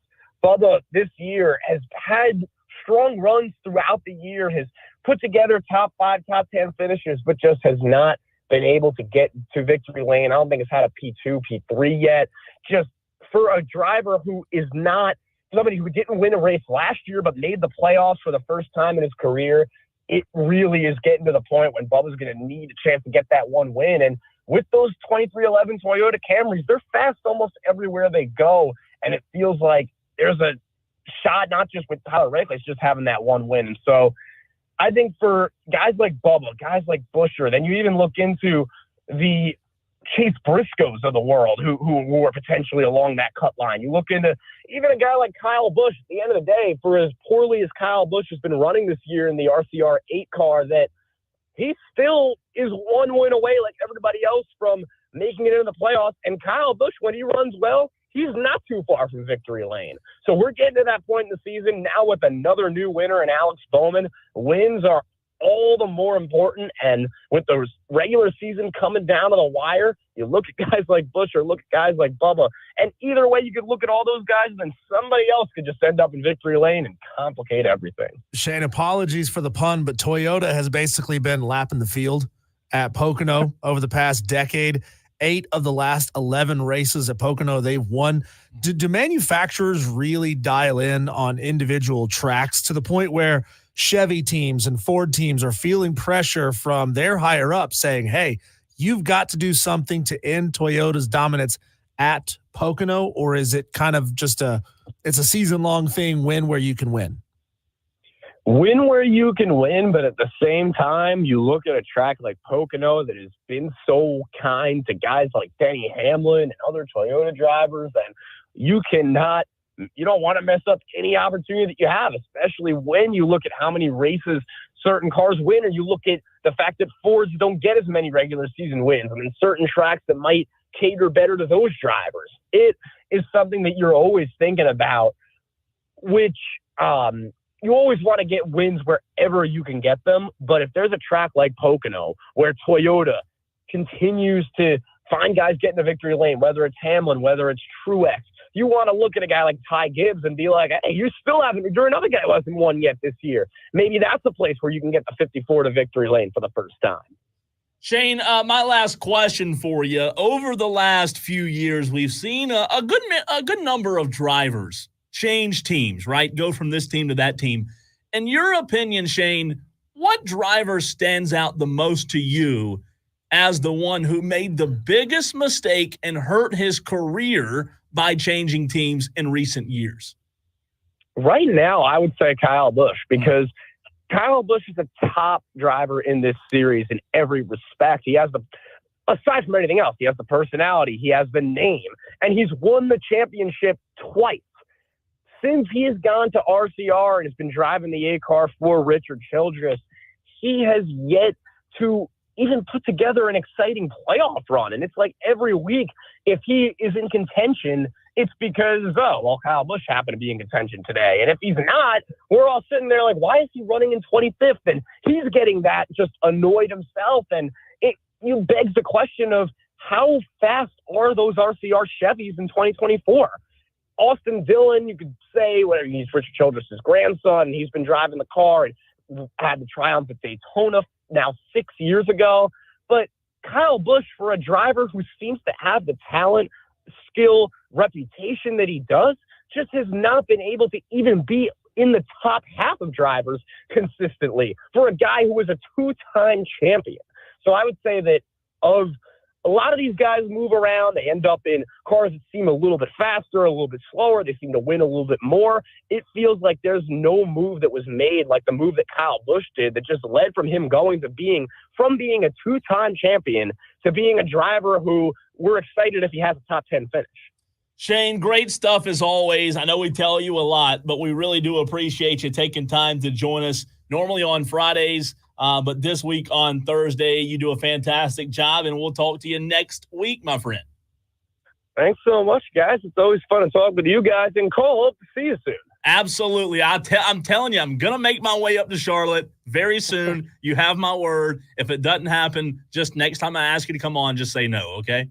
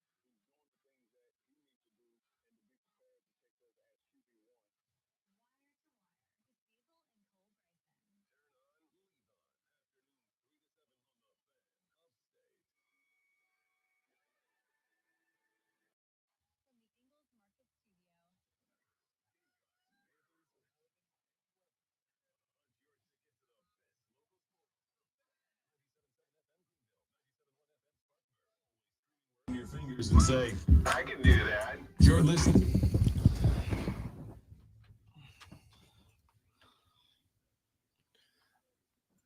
Diesel, are you a Whataburger fan? Have you ever been to one? Never been to one, but there is one opening in Malden that stands to really F up traffic in a major way for me. Oh, they all do. Yeah, you should see the one in Boiling Springs. It's going to be rough. They're very close. I've seen people inside the building, so they must be kind of testing, getting things all squared away. So the reason I asked you that question is, I did live in Texas for a little over a year, and Whataburger's good, okay? Don't hear me say it's not good.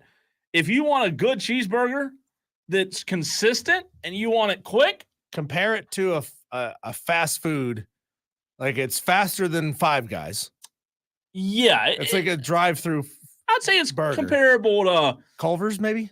Well, see, I've never been to Culver's. Okay. And I know there's Culver's here. Like there's one in Duncan. So speed-wise, can you pull up to the drive-through and sit for less than a minute and get your burger, or is it most of the time you got to pull forward? It was very inconsistent. So it was, I would compare it to kind of like McDonald's. Sometimes when I go to McDonald's, it's bam, right? Yeah. Sometimes it's you wait a few minutes. Now, the reason I bring that up is compare it that way, time-wise, not food quality-wise. Time-wise. I'll take Whataburger over McDonald's. Sure. So there's several locations, as you mentioned, opening. Whataburger has 1,000 restaurants. Not a sponsor yet, by the way. Hope to be soon.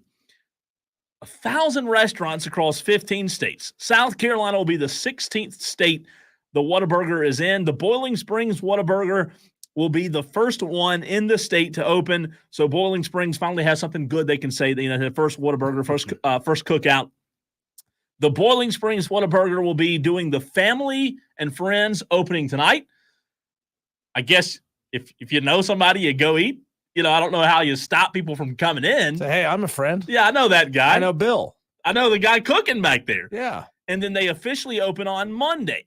Boiling Springs Highway 9 location will be the first location. You have Greenville Woodruff Road coming, Spartanburg East Main, Spartanburg WOEZL Boulevard, which is the west side, Malden, West Butler. Is that what you're talking about? Mm-hmm. Anderson, Boiling Springs, where the new Target is, which is going to be a bleep show. Beside a new QT, new Target, new Whataburger on Highway 9. Duncan and Easley. So those are the locations coming. Coming in fast and hard. They are coming. I'm not saying that together. So let me tell you a little secret about Whataburger. The burgers are great. The first time I ever had it, everybody in Texas was like, the Cowboys I was working with, Whataburger, they were a big sponsor. I went there. They were like, oh, you've never ate here before? I was like, no. So I had the burger. It's good. Everything's good. The fries are really good. They have spicy ketchup, which is really good. But the secret's their breakfast.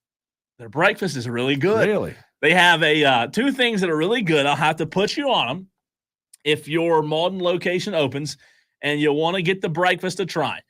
The honey butter chicken biscuit's phenomenal. Like, you can taste the honey in the biscuit. It's really, really good. You had me. I'm good. It's good. And then the breakfast burger. Breakfast burger. So that's some man's breakfast. It's the burger. And then their hash browns are unique. They're long and skinny. They're really good.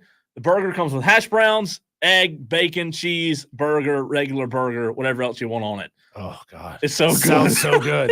It's so Hurry good. up, Malden. Get this thing open for me, please. So just to let you know, if you have one coming to your neighborhood, get ready. It's good. It's very, very worth it. It's funny, Trey. What do you say? It's funny. He says, is Whataburger less expensive than Five Guys? I was thinking about going somewhere more affordable than Five Guys in the future, maybe places like Chop House or Saskatoon. He's right.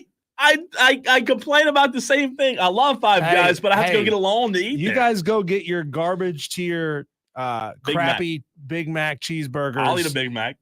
And you pay $12, $13 for that. See, that's the thing. People don't realize how much McDonald's and Burger King and all those places have crept up in prices. They have. And you're really talking about a $4 difference between that crappy burger and a really good burger from Five Guys. It just seems astronomical.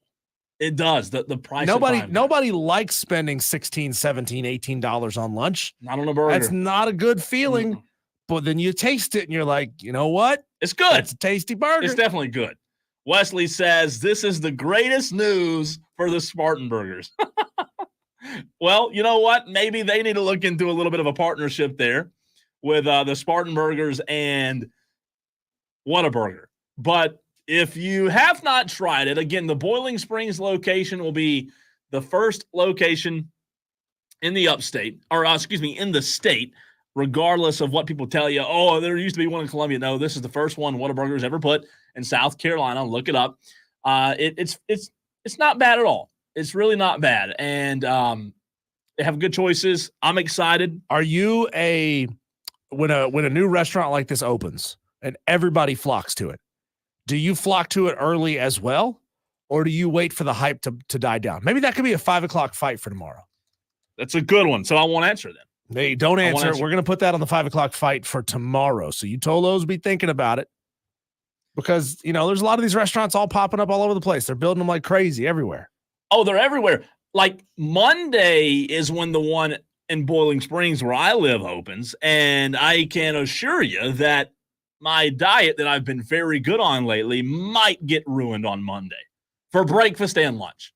Like it might just one big bad diet breaker Monday when Whataburger opens. If I have to wait 10, 15 minutes, I'll wait.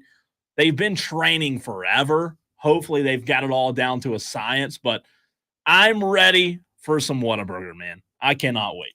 I am pumped as well. Thank you, Tolos, for making show number 76 a raging success. We'll be back tomorrow to make it show number 77. He's Cole Bryson.